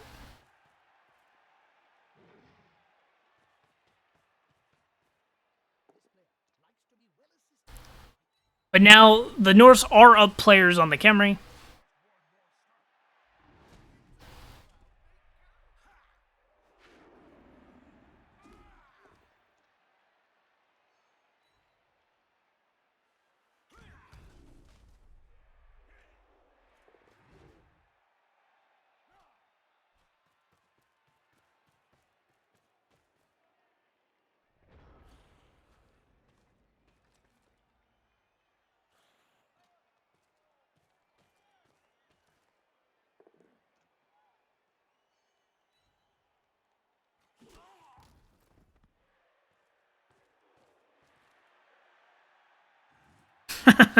Yeah, no Kaz, but a Lucker. You know. Yeah. What are you trying to look at?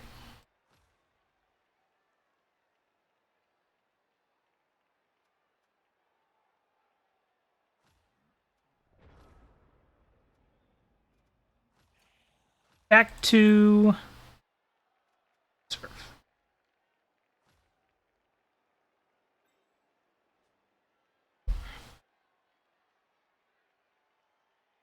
Yes. What about it?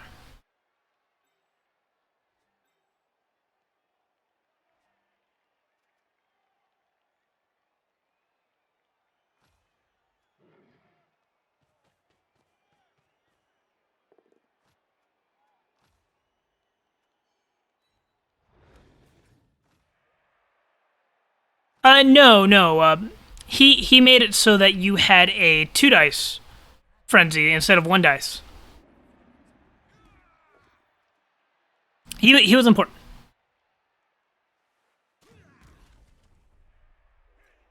Because Ulfs are 4 strength, Tomb Guardians are 5. In order to get a 2 die against the Tomb Guardians, the Ulfs need 2 assists, which is what you gave.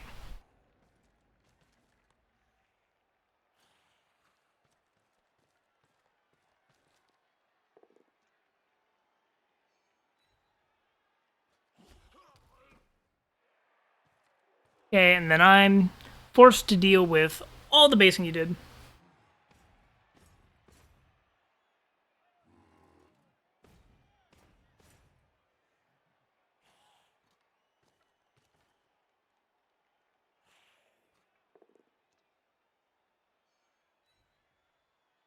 You could have put more pressure on me by ignoring the surf, but taking the surf also gets rid of a lot of my strength advantage.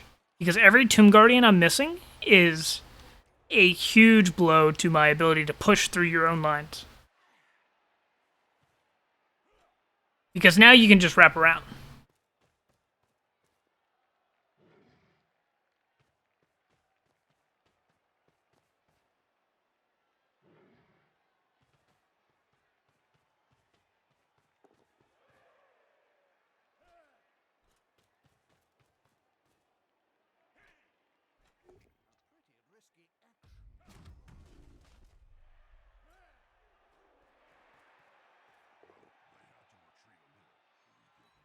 Good job opening up the avenue. Good job taking the hit. And then this is where Russell potatoes the score.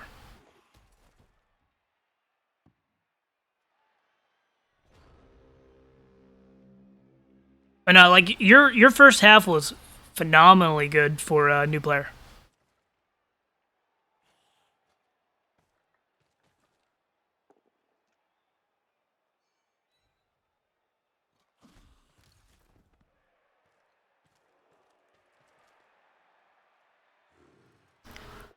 And like here, all this basing you've set up, I was forced to just barely get into scoring range.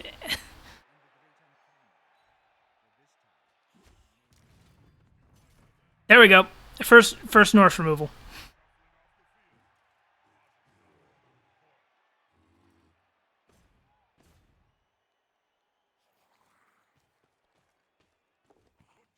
Sure Hands does a thing.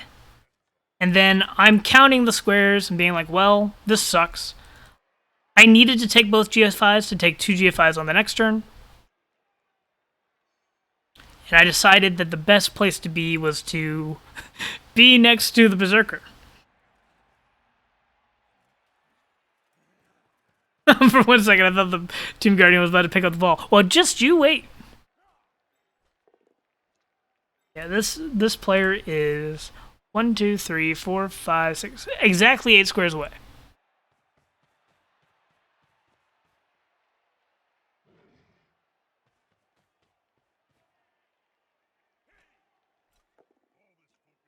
And the red dice went my way. And then we just do simple opening up the avenue sort of stuff.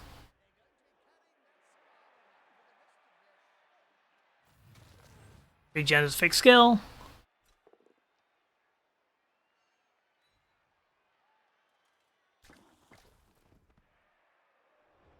Yes. There was a decent likelihood of that preventing the score. I would have been forced to do it wouldn't have entirely prevented the score, right?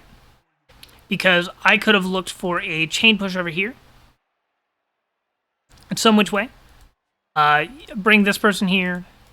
I have a pen. I have a pen. Don't worry. I have a pen. Where's my pen? The pen is gone. Okay. But even if he got the push, I was fine with this position. Because I could bring this person here. He could have been here or here, doesn't matter. Let's just say he's here. And then I could have brought him here.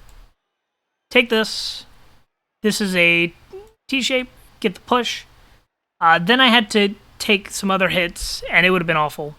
And I would have been sad.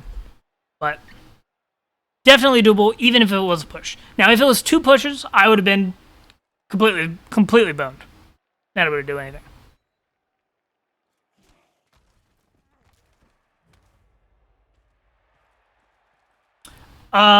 Which terms? Like chain push?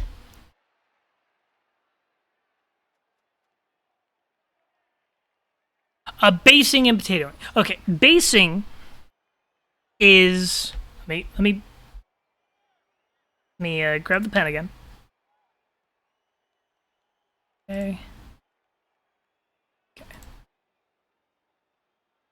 Basing is just, I have a unit here, and you come and put a unit next to him. That's basing. It's just when you stand a player next to the opponent player. Potatoing is when, instead of taking a nice, elegant approach like walking the ball into the end zone, you do just some outlandish stuff because you're forced to roll dice, and whether you score or not is really up to luck. So, like here, all the dice have to go my way in order to get the score. So I am potatoing.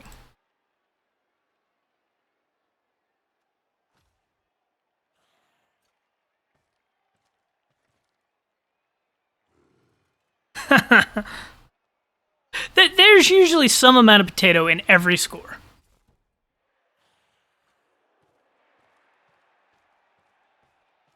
So, got those units out of the way. 1-36 to victory. Yeah. People use a bunch of different terms. People say basing, marking, tying them up. It's all the same thing, just different vernacular.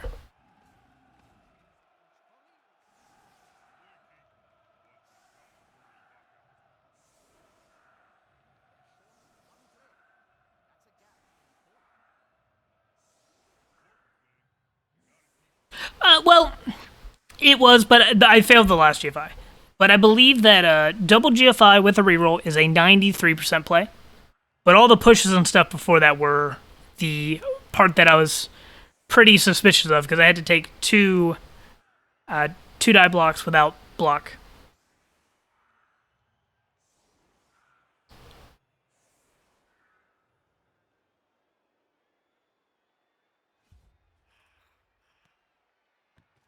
Now, here's where I actually could have had a better setup for my defense. This is pretty abusable. Because right here, you get the Yeti hit, you can bring in the assist onto... You can bring in the... Where's your guard? Is your guard out? Oh, your guard's out. Never mind. But this could have been setting up for a solid hits on my Tomb Guardians. So I should have been a little bit more careful. Had, like, guard here, perhaps, but that opens it up to the blitz. It's really no good options if I was just hoping that Armor 9 held.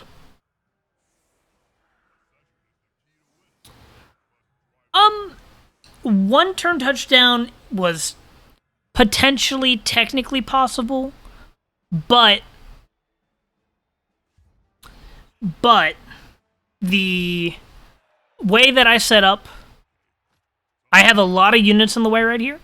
So even if you get the pushes that you need, it's still all red dice, and then you're going to have to walk through my entire team. So it's just really unlikely. You're better setting up for the attrition as Norse here. If you were like pro elves with an agility 5 or agility 6, yeah, maybe. But especially since the fastest player on the team is movement 7, he can go 9 squares. You need to make it 13 for 1 turn touchdown. So you would need 5 pushes.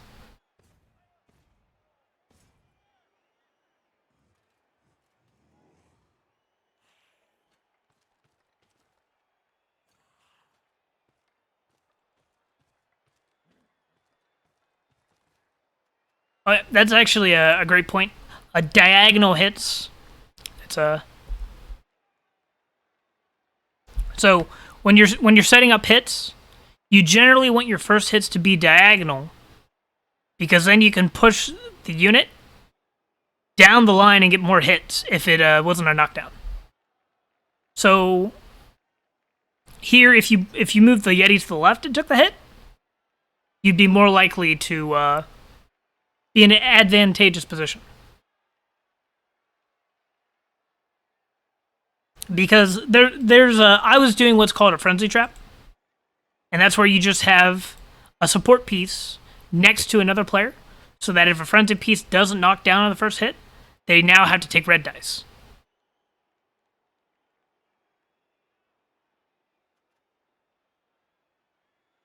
Oh wait, was I not using the pen? I meant to use the pen.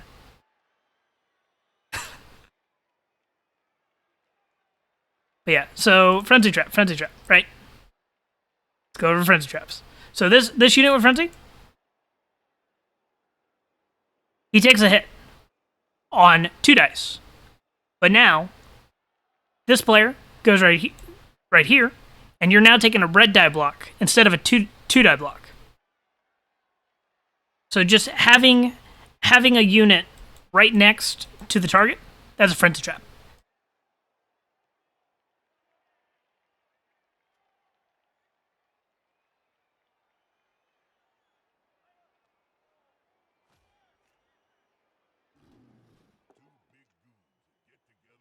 Yeah, like if that wasn't a POW, you're now taking a red die block, and you could have turned over on your first action, and I would have been able to get right up in your face.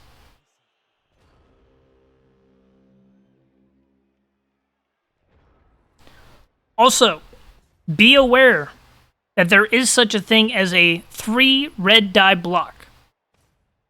If you're attacking uphill against someone that has twice your strength, +1, it will be 3 red dice that the defender gets to choose the result from. You didn't encounter any here, but that is a thing, and it is something to be aware of.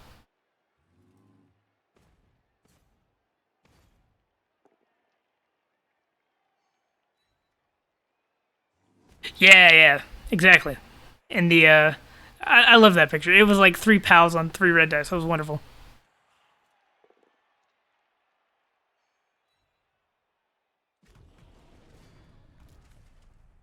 That wasn't your fault. That was a 1 die without block, I believe. Yeah, that was a 1 die without block just to get you off my Doom Guardian.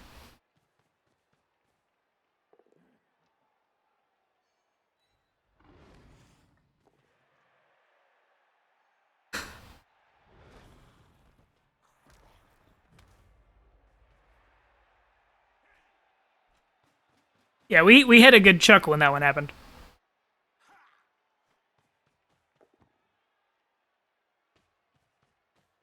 Well, I had a good chuckle. Poikuz was in pain.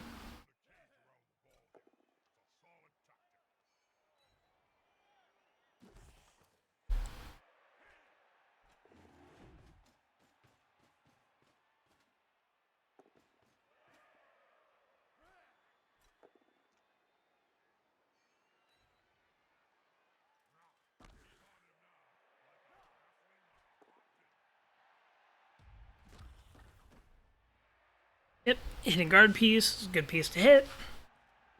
I'm getting a numbers advantage, so I'm just going to put my strength 5s on you like crazy. There's not much you can do about it except roll better dice and get them off of you.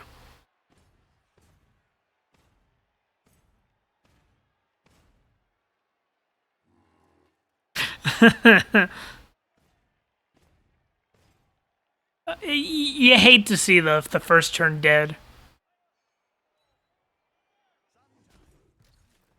But here's where your armor actually started breaking. Like, honestly, the fact that you've only had one, like, Norse removed, just absolutely insane.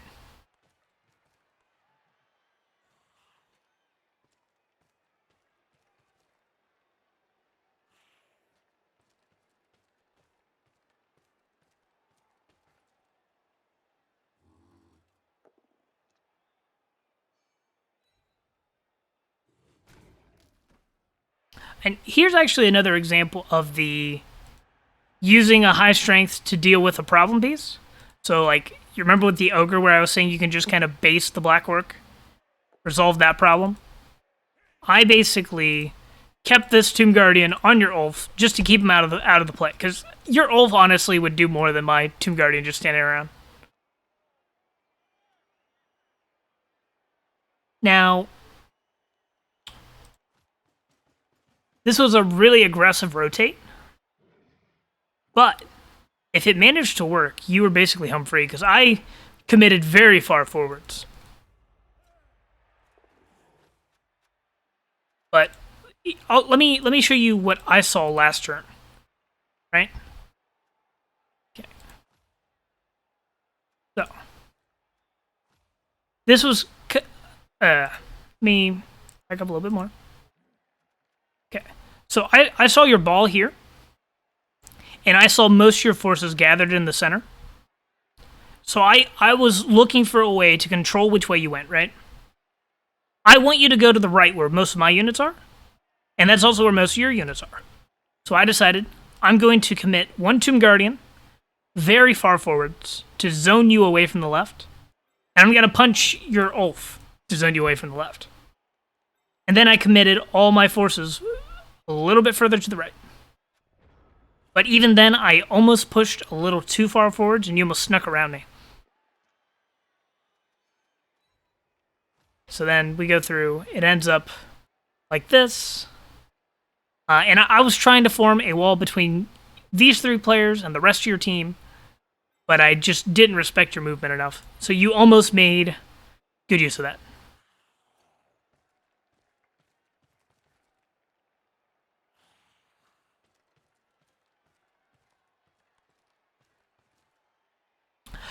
Yeah, I thought about that.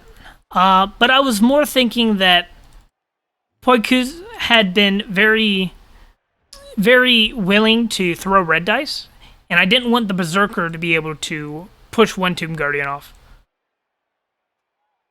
And I also wanted to force the Norse down the right side of the pitch from me, and I felt like that forced the right side far more than going like right here. But, like, I definitely thought about this spot.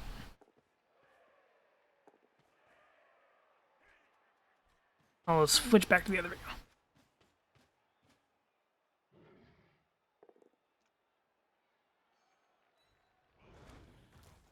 Yeah, that's fair. But to that I say, this game was also like 2 in the morning for me. So, shut up, Kawagiri. Nobody asked you. You with your proper insight and good mechanics.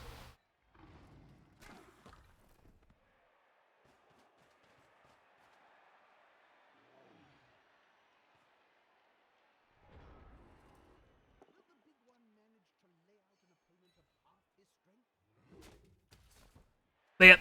And here I just freed up this guard piece. Go stand here, get the blitz.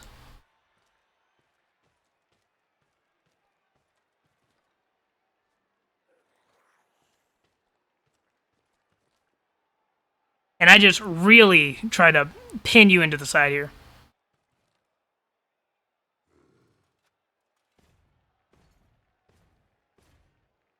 Yeah, the blitzer should have stayed over here to protect this corner, I think.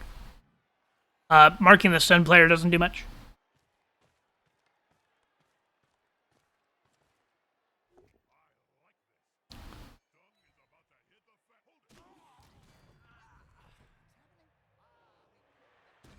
And then this is where it gets pretty much impossible. No, TP. The Berserker had blitz, so it had a chance to move after the blocks were done.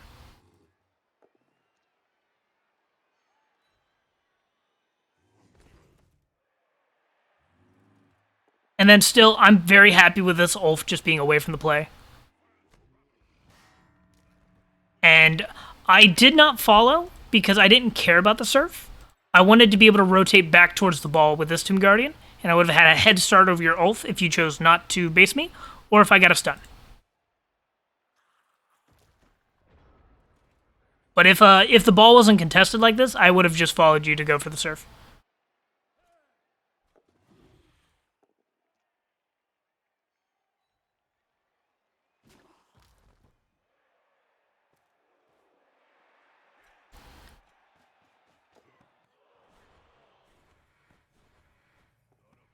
That was a little unlucky. I think you should have taken this hit first. Forgetting to do your no dice roll actions first was definitely a problem these next couple turns. But it's one of those things as well. Like you're still fairly new to Blood Bowl, right? And especially the later half of the drives in the second half. Words.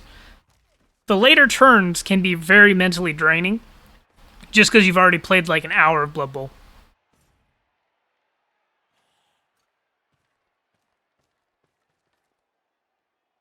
That's fair. It was really just a rough situation overall. And in general,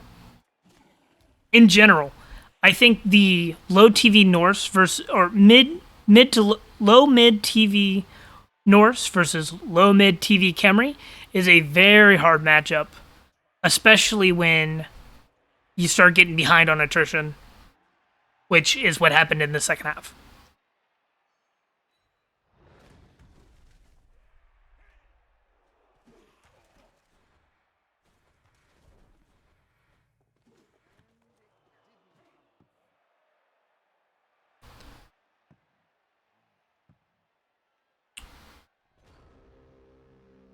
Oh, and for anybody not familiar, I have the Rebbl ball. It's got Rebbl and it's black. It's wonderful.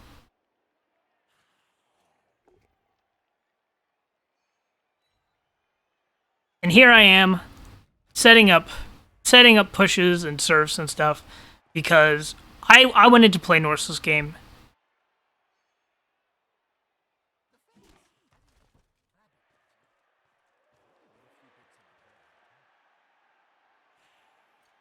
And at this point, as on your players, do some marking.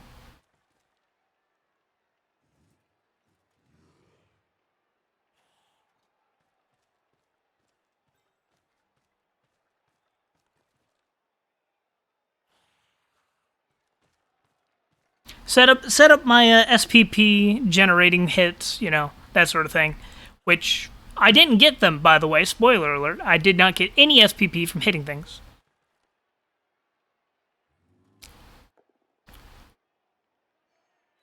I can neither confirm nor deny whether or not I went and picked up the ball this turn.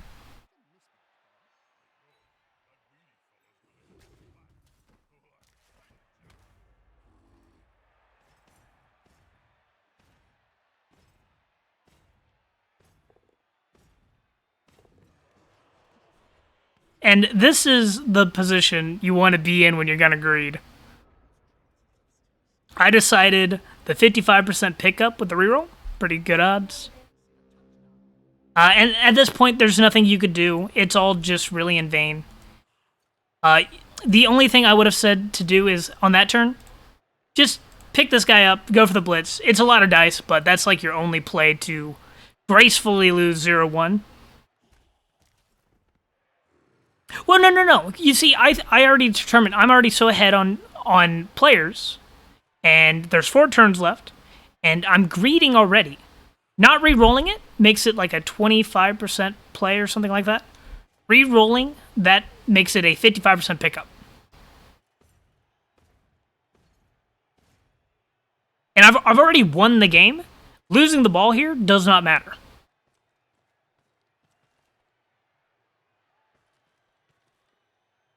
It's a little class and greed correctly. It's a similar thing. You'll see some lizard players, especially at very like low or base TV. They'll attempt a pickup or two with a Saurus, and they might even re-roll it just because it's a hard unit to level, especially before you get Mighty Blow, before you get Block, that sort of thing. And this puts him 1 SPP away. It makes it so that he just gets 1 Kaz, and he's got Mighty Blow, or if he rolls doubles, he's got Block. He could get Grab, all that sort of stuff.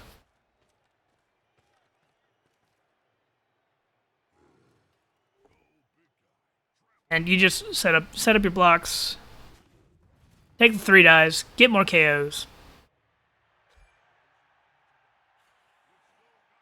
And because I'm such a nice guy, I did not feel the need to foul. I was already in a winning position. No. Actions in game don't affect MVP. MVP is entirely random.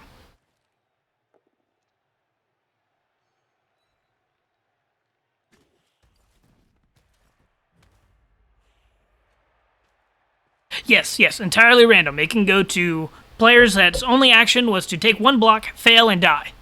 It is not based on anything.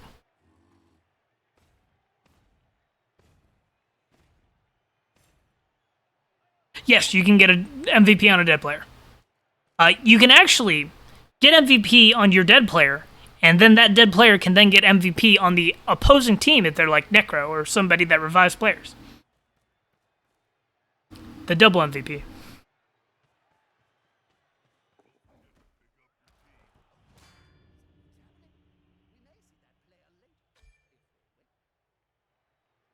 Yep, absolutely. Chaos Warrior got MVP.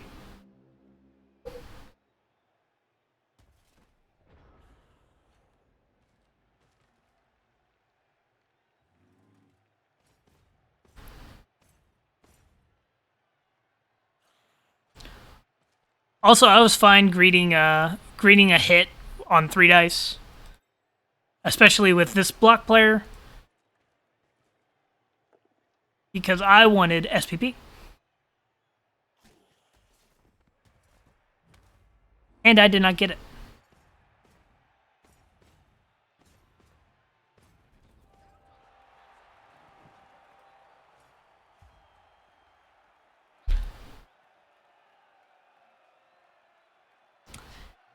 If I remember correctly, we had 1 more game to look at that was sent in.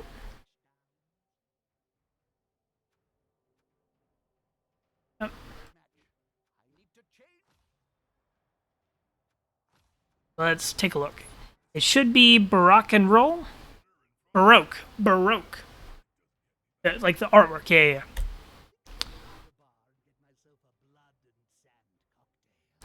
Closing thoughts, general tips.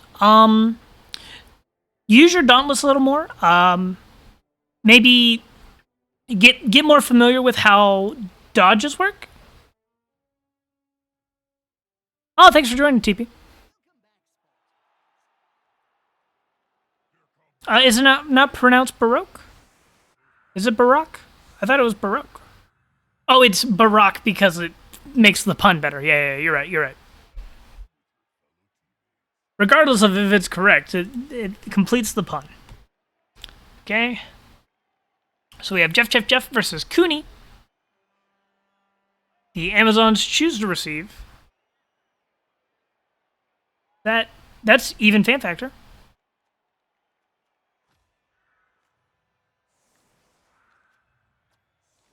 Got 4 rerolls, a wizard and a babe. Amazons are crazy TV efficient. No bench.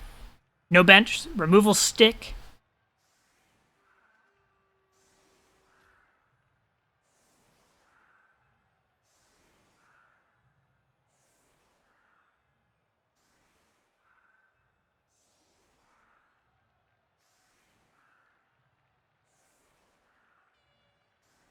Now, no problem, Poikus. Thanks for joining. Ooh.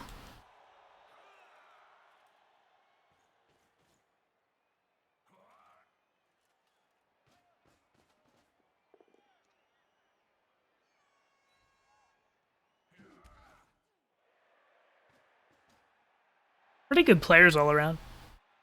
2 learners for the Amazons. Develop thrower. Actually, I can't tell the Amazons apart. We're gonna use all skills.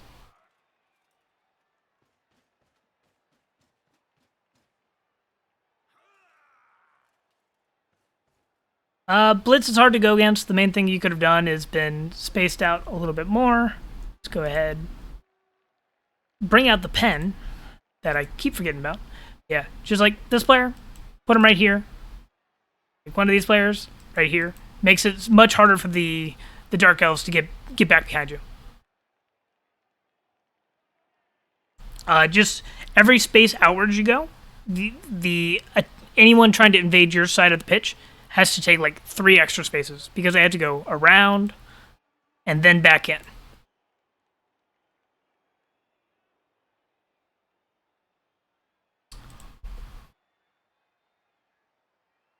Let's give me my mouse back. Give me my mouse back. There we go.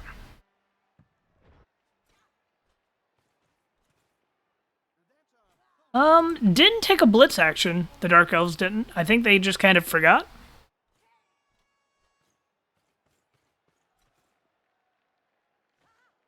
Like Jeff, you just should taken a hit on a Leonard at least. But that's just, you know, brain fart. Happens. Mighty Blow is a good skill.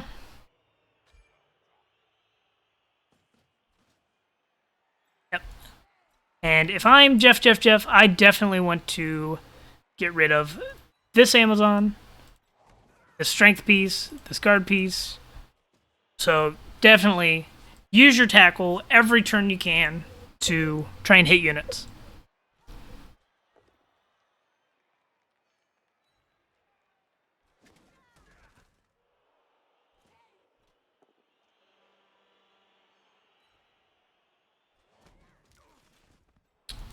Okay.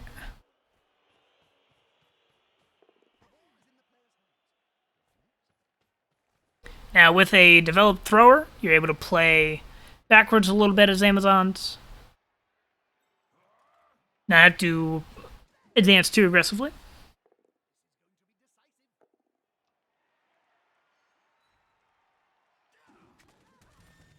Ooh, that's a good start. It's a very good start. So that's 10 players the entire game, 10 players this half, so 10-10. It's actually amazing how bloody some Agi versus Agi games get. And Zons are kind of a hybrid, sort of like humans. Yeah, this is also a minor league game. So they've got some experience under both of their belts. Honestly, I was surprised I got so many games to review when so many early birds wanted their match reviewed. It's wonderful. Okay, this tackle piece is going to get punched. Yep. So you need to protect your only tackle piece in this game because the Amazons, they see tackle and they're like murder, murder, murder.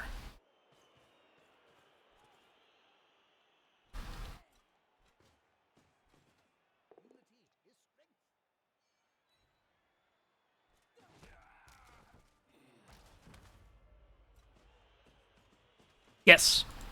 Exposing your quote-unquote killer is a huge mistake. Like, you want your killer back where the witch elf is, probably. You want him to run up, take a hit, run back behind a screen.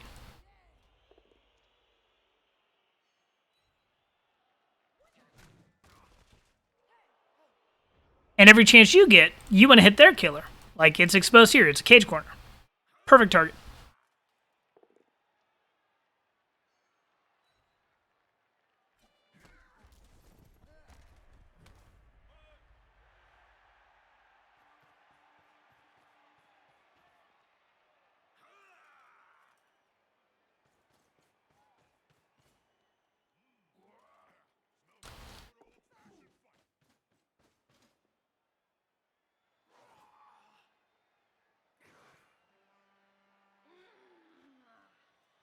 are in fact blitzing the killer. No, we're surfing. Okay, I like that. I like that. I really like that, actually. You're giving up one hit. Got a removal for the rest of the game. I would have just marked the ball carrier.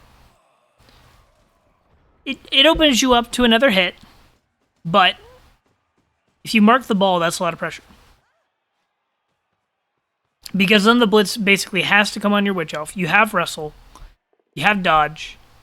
The tackle is marked.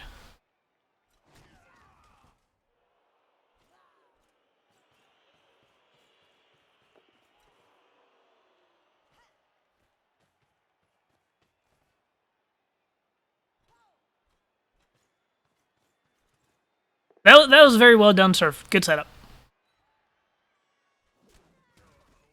Up one player now?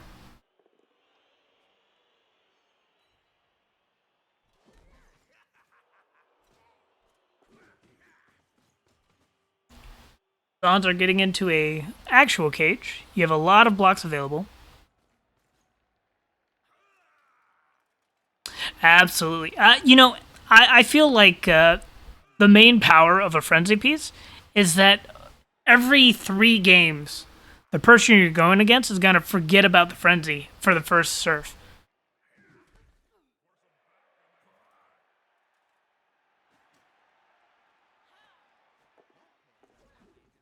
Ooh, that was a... Those were some dodges. I wouldn't have taken those at this point. I would have done some other actions first. Okay, ball's free. Though, again, you got to be careful with this tackle piece. It's going to be prime real estate to get punched.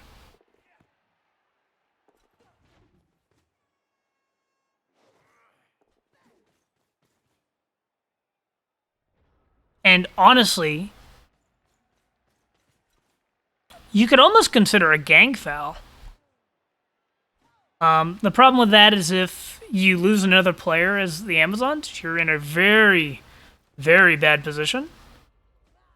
But if you feel like you need to high roll at this point because you're already down 2 players, worth considering.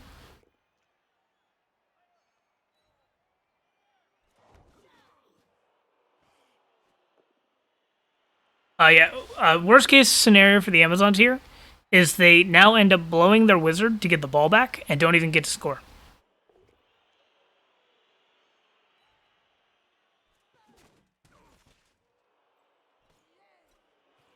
Yep, foul coming in. I don't hate this foul.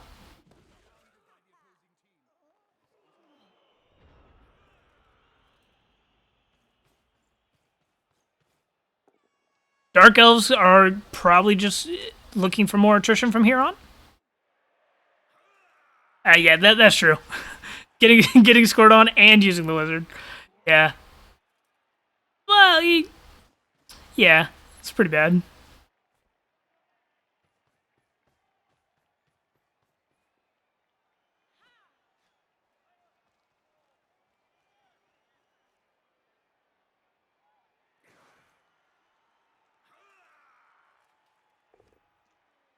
And this ball's in a pretty safe position. Amazons can't really contest it right now.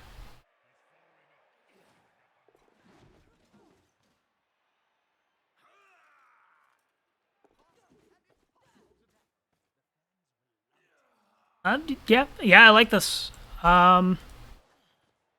Maybe move this player like back to the right one. Forces the Amazon to go around a little bit more. Maybe take another space, I think.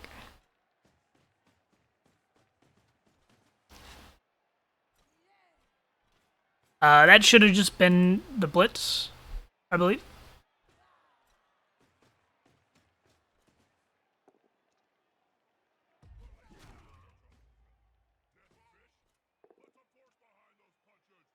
I think just every turn you just wanted to blitz with the Mighty Blow as the Amazons in this game. Especially like on these juicy Armor 7 Witch Elf here.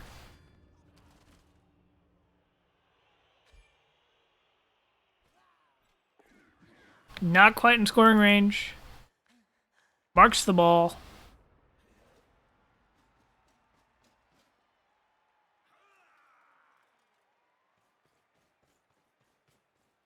believe that's gonna be the surf. Yep, another surf.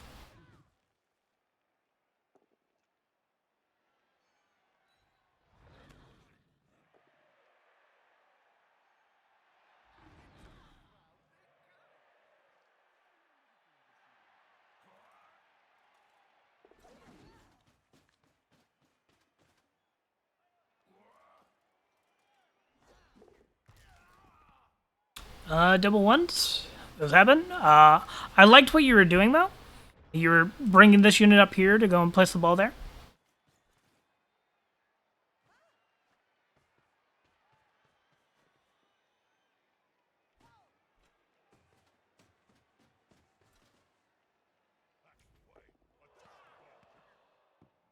Dump off is a skill that does things.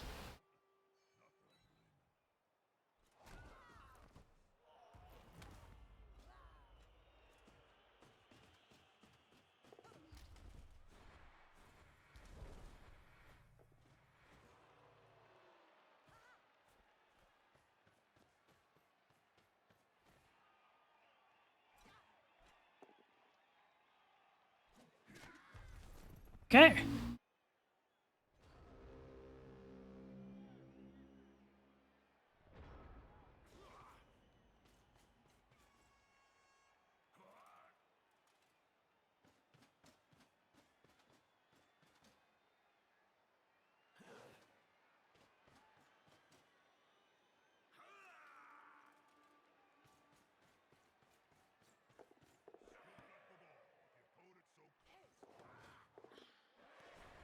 I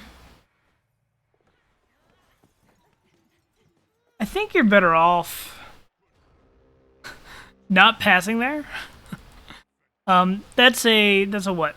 A 3+ into a 4+? Not sure I really like that pass at all.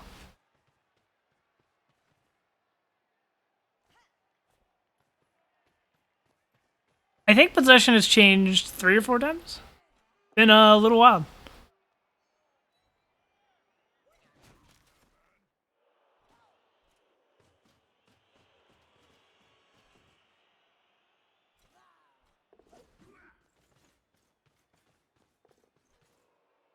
Yeah, I think passing backwards was better. Because then you have more control of the ball and retrieval's a little harder. Okay. No snake eyes this time. Tackle. These does work. Getting way ahead of the Amazons in attrition. Actually, we're just 1 ahead right now as the Dark Elves.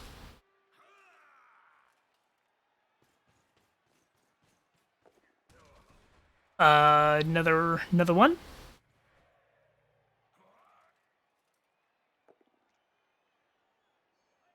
And preventing the score is plenty on the opponent's attack. But if you can score yourself, even better.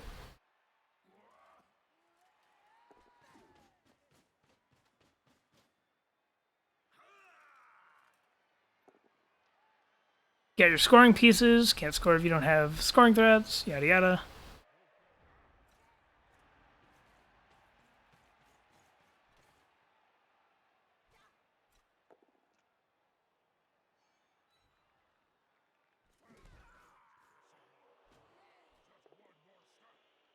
Little surf.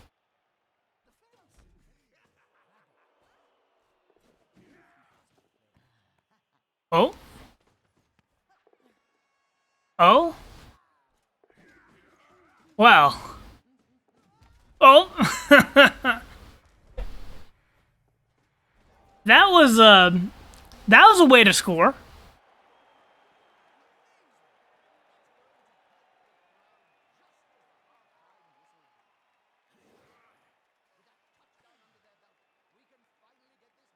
That was a 3+, 5+, 5+, 3+, 2+. That was wild. But that's the play you had to take in order to score. Well done. Good job on having decent dice for that one. Whoa, crazy.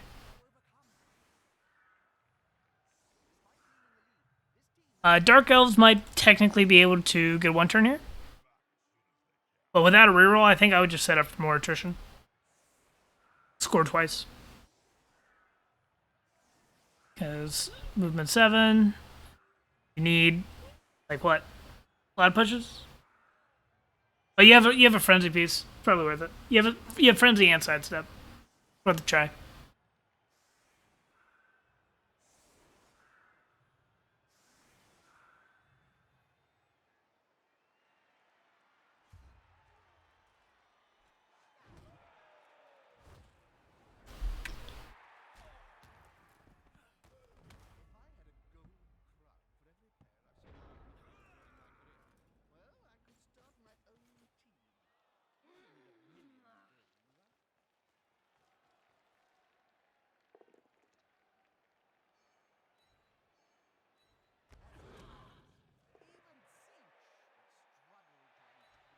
Have a good one, Kawagiri. I'm not sure this was a one-turn attempt or if it was just a bunch of hits being set up. If it was a one-turn, your Witch Elf needed to be on the other side.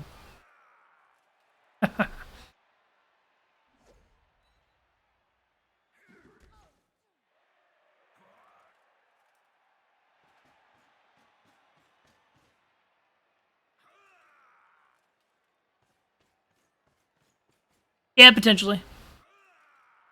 I think it was just panic setup as well.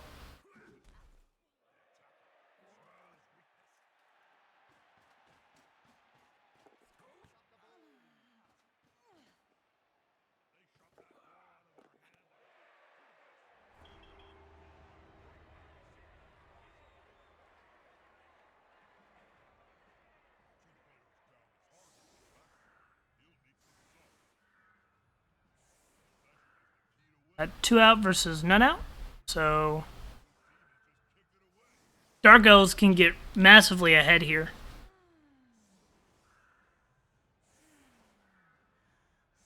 Play for attrition. Blitz with your tackle piece.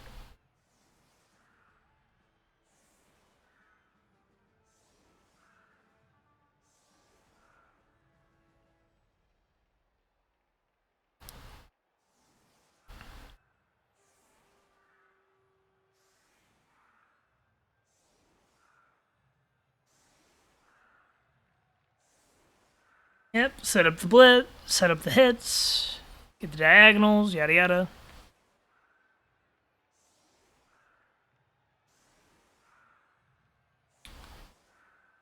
This is potentially a fast score setup, going for the 2-1.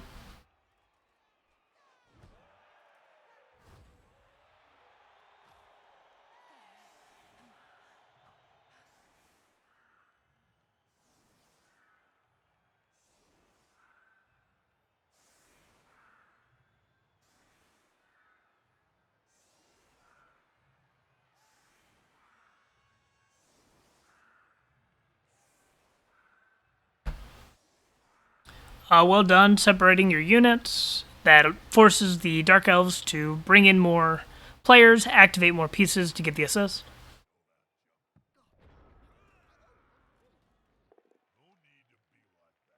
So I would have put this line woman just in the other corner. Would have forced another activation.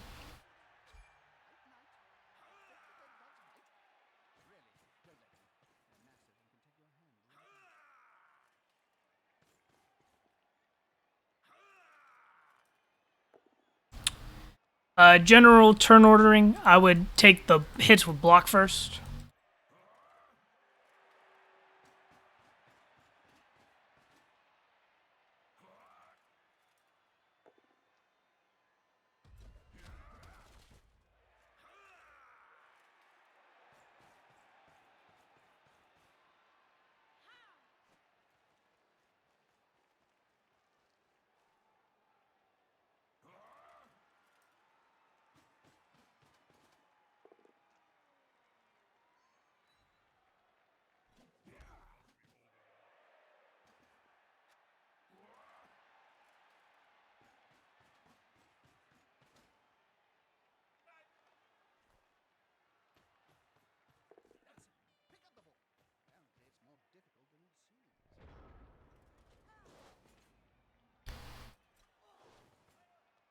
Uh, Nothing really crazy is gonna go on here for a bit.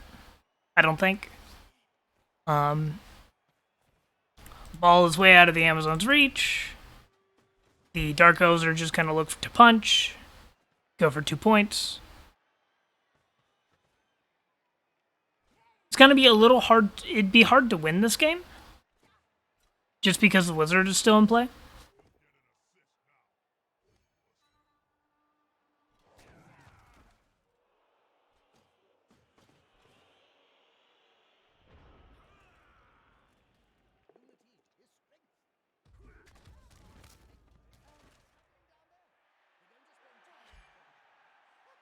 Now, I would commit. Whoop, wrong buttons.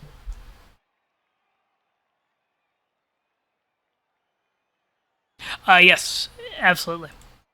But this card piece, I'd bring and plop right here, and bring your tackle piece to come hit the Mighty Blow player. The Mighty Blow player is their biggest asset. It's their only tackle. You get rid of that, and the game's a lot easier. Granted, just getting ahead in general makes it a lot easier. I think that Dark Elves are up 3 players now? 4 players. So this should be a nice, simple, spread out your units, get pieces down the field, score, and steal the ball. Develop multiple scoring threats. That's also a fine piece to hit. I would have preferred a hit on the guard or a hit on the Mighty Blow.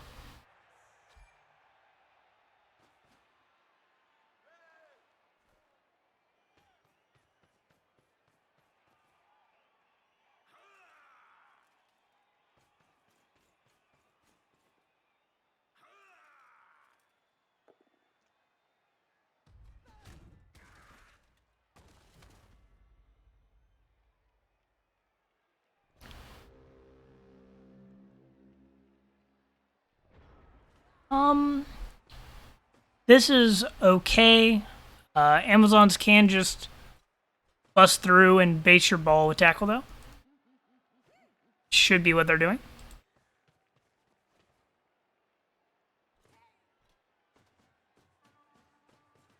No? Okay. It's not terrible. Because they're trying to kill your only tackle piece as well.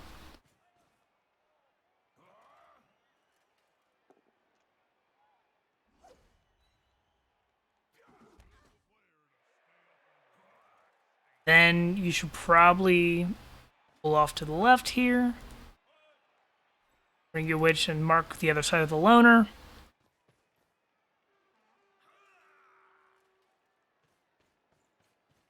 Yep, you got it, you're doing fine.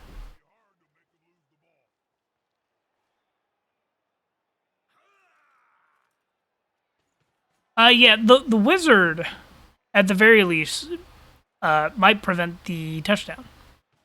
Or might prevent a win and force a tie.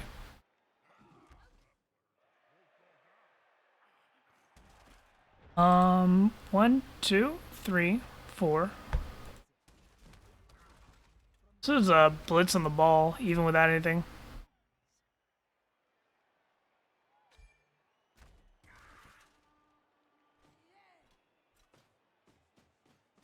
Ouch. The niggle on the kicker.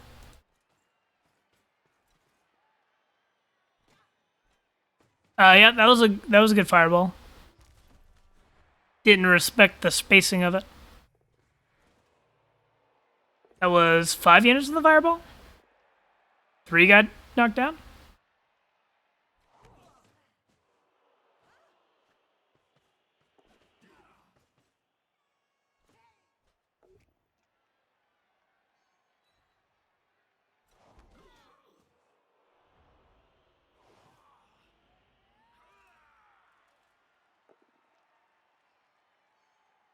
Yeah, three out of 5, especially fireballs are great when any of the pieces going down lets you get a hit on the ball. You know, the bolt is 1 in 6, so if you get 3 pieces where you're fine if any of them go down, that's a, 1 in 8 versus a 1 in 6. So then like 4, 5 pieces, even better.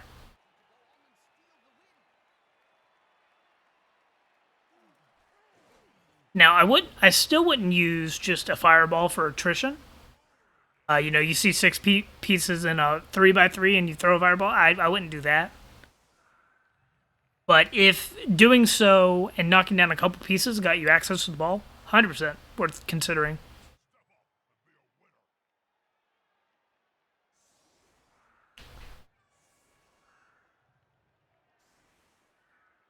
Actually, having a kick piece on your team, and like obviously not now, but I would try to offset your line of scrimmage and play a asymmetrical game.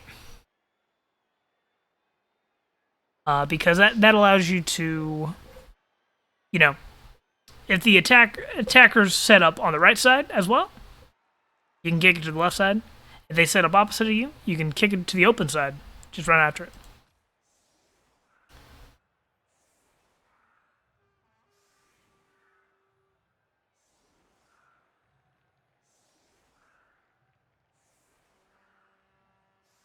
Yeah, this should be very tough for the Amazons because they're down 3 players, and especially in agility matchups, being down that many players makes it very hard to prevent agility plays and just more attrition. Against bash, they're just going to do more bashing, but against agility, they just go pick up the ball.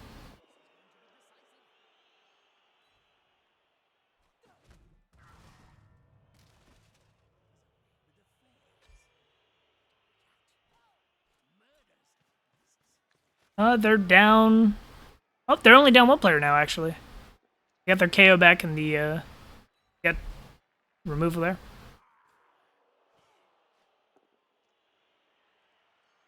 This actually might be Amazon favorite right here.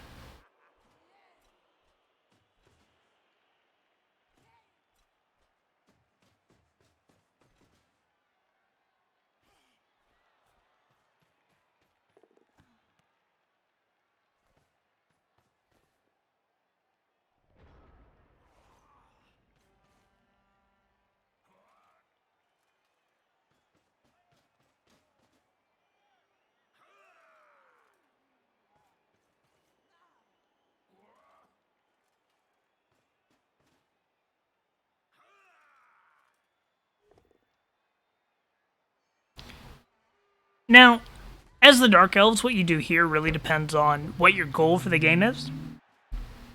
If you want to win, you have to go in aggressively. If you're fine with a tie, you just stay back. You don't care if you force the Amazons to come forward. Try to slow down their progression, but keep a couple sweeping units.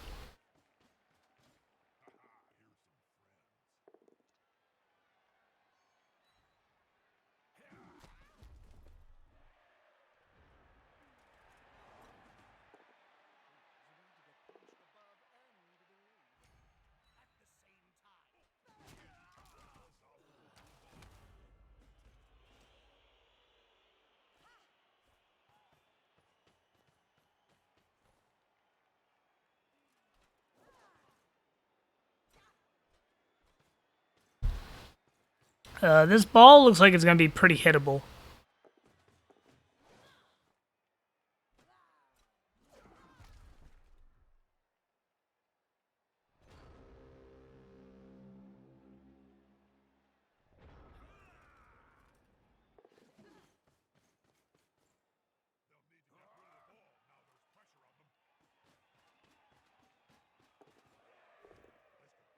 Double GFI.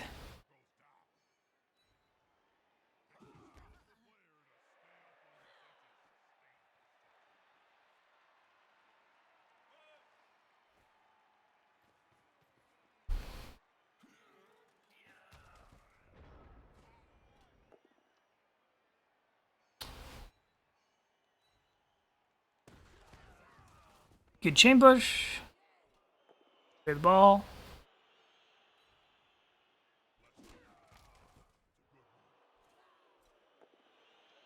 Dark Elves need to have a scoring threat on the next turn.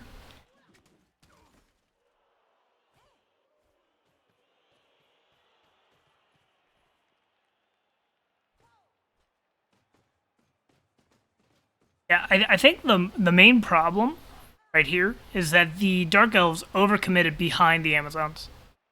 Or to the side of the Amazons were just wrapped around.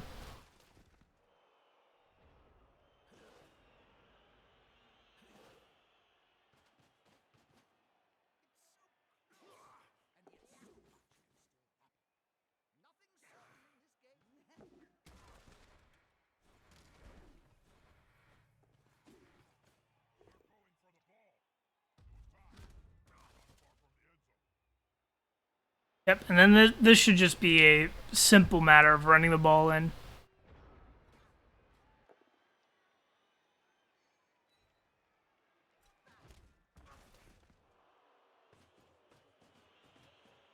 Shout out to the strength 4 Zon, occupying 2 pieces.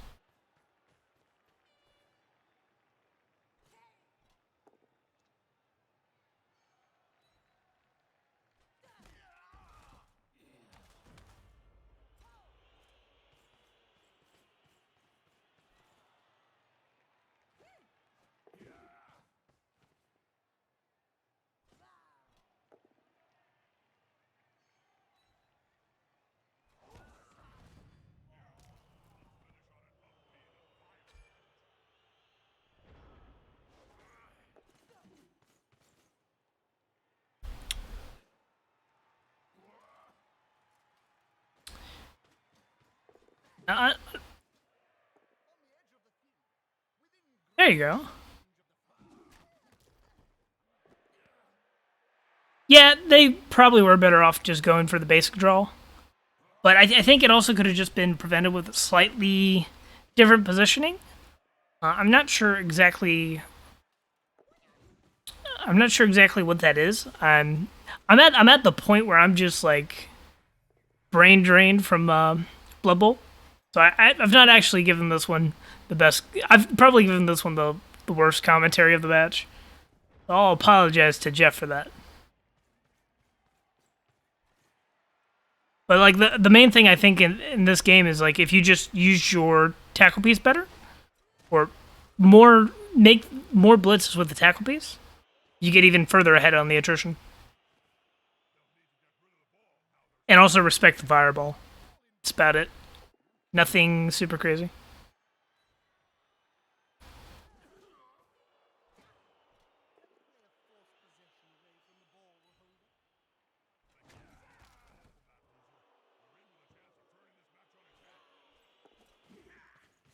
Hero play? Nope. Not a terrible draw, though. Curious about some of these dice. Give up a good amount of blocks.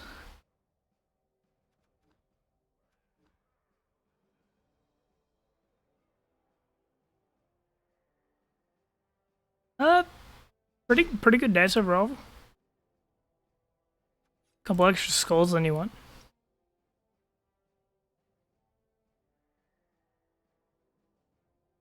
Zon's actually had pretty bad GFIs.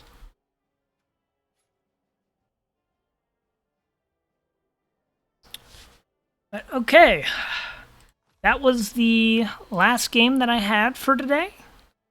I'm pretty tired now. I hope that this wasn't a terrible first attempt at this weekly show I'm trying to put together.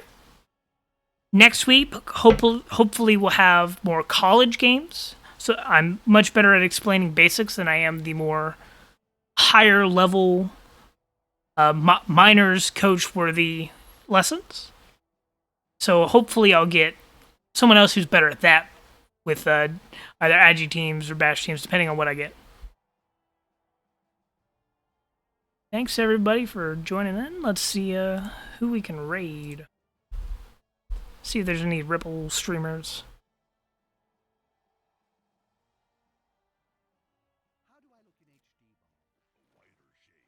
Ah, Trunk is on.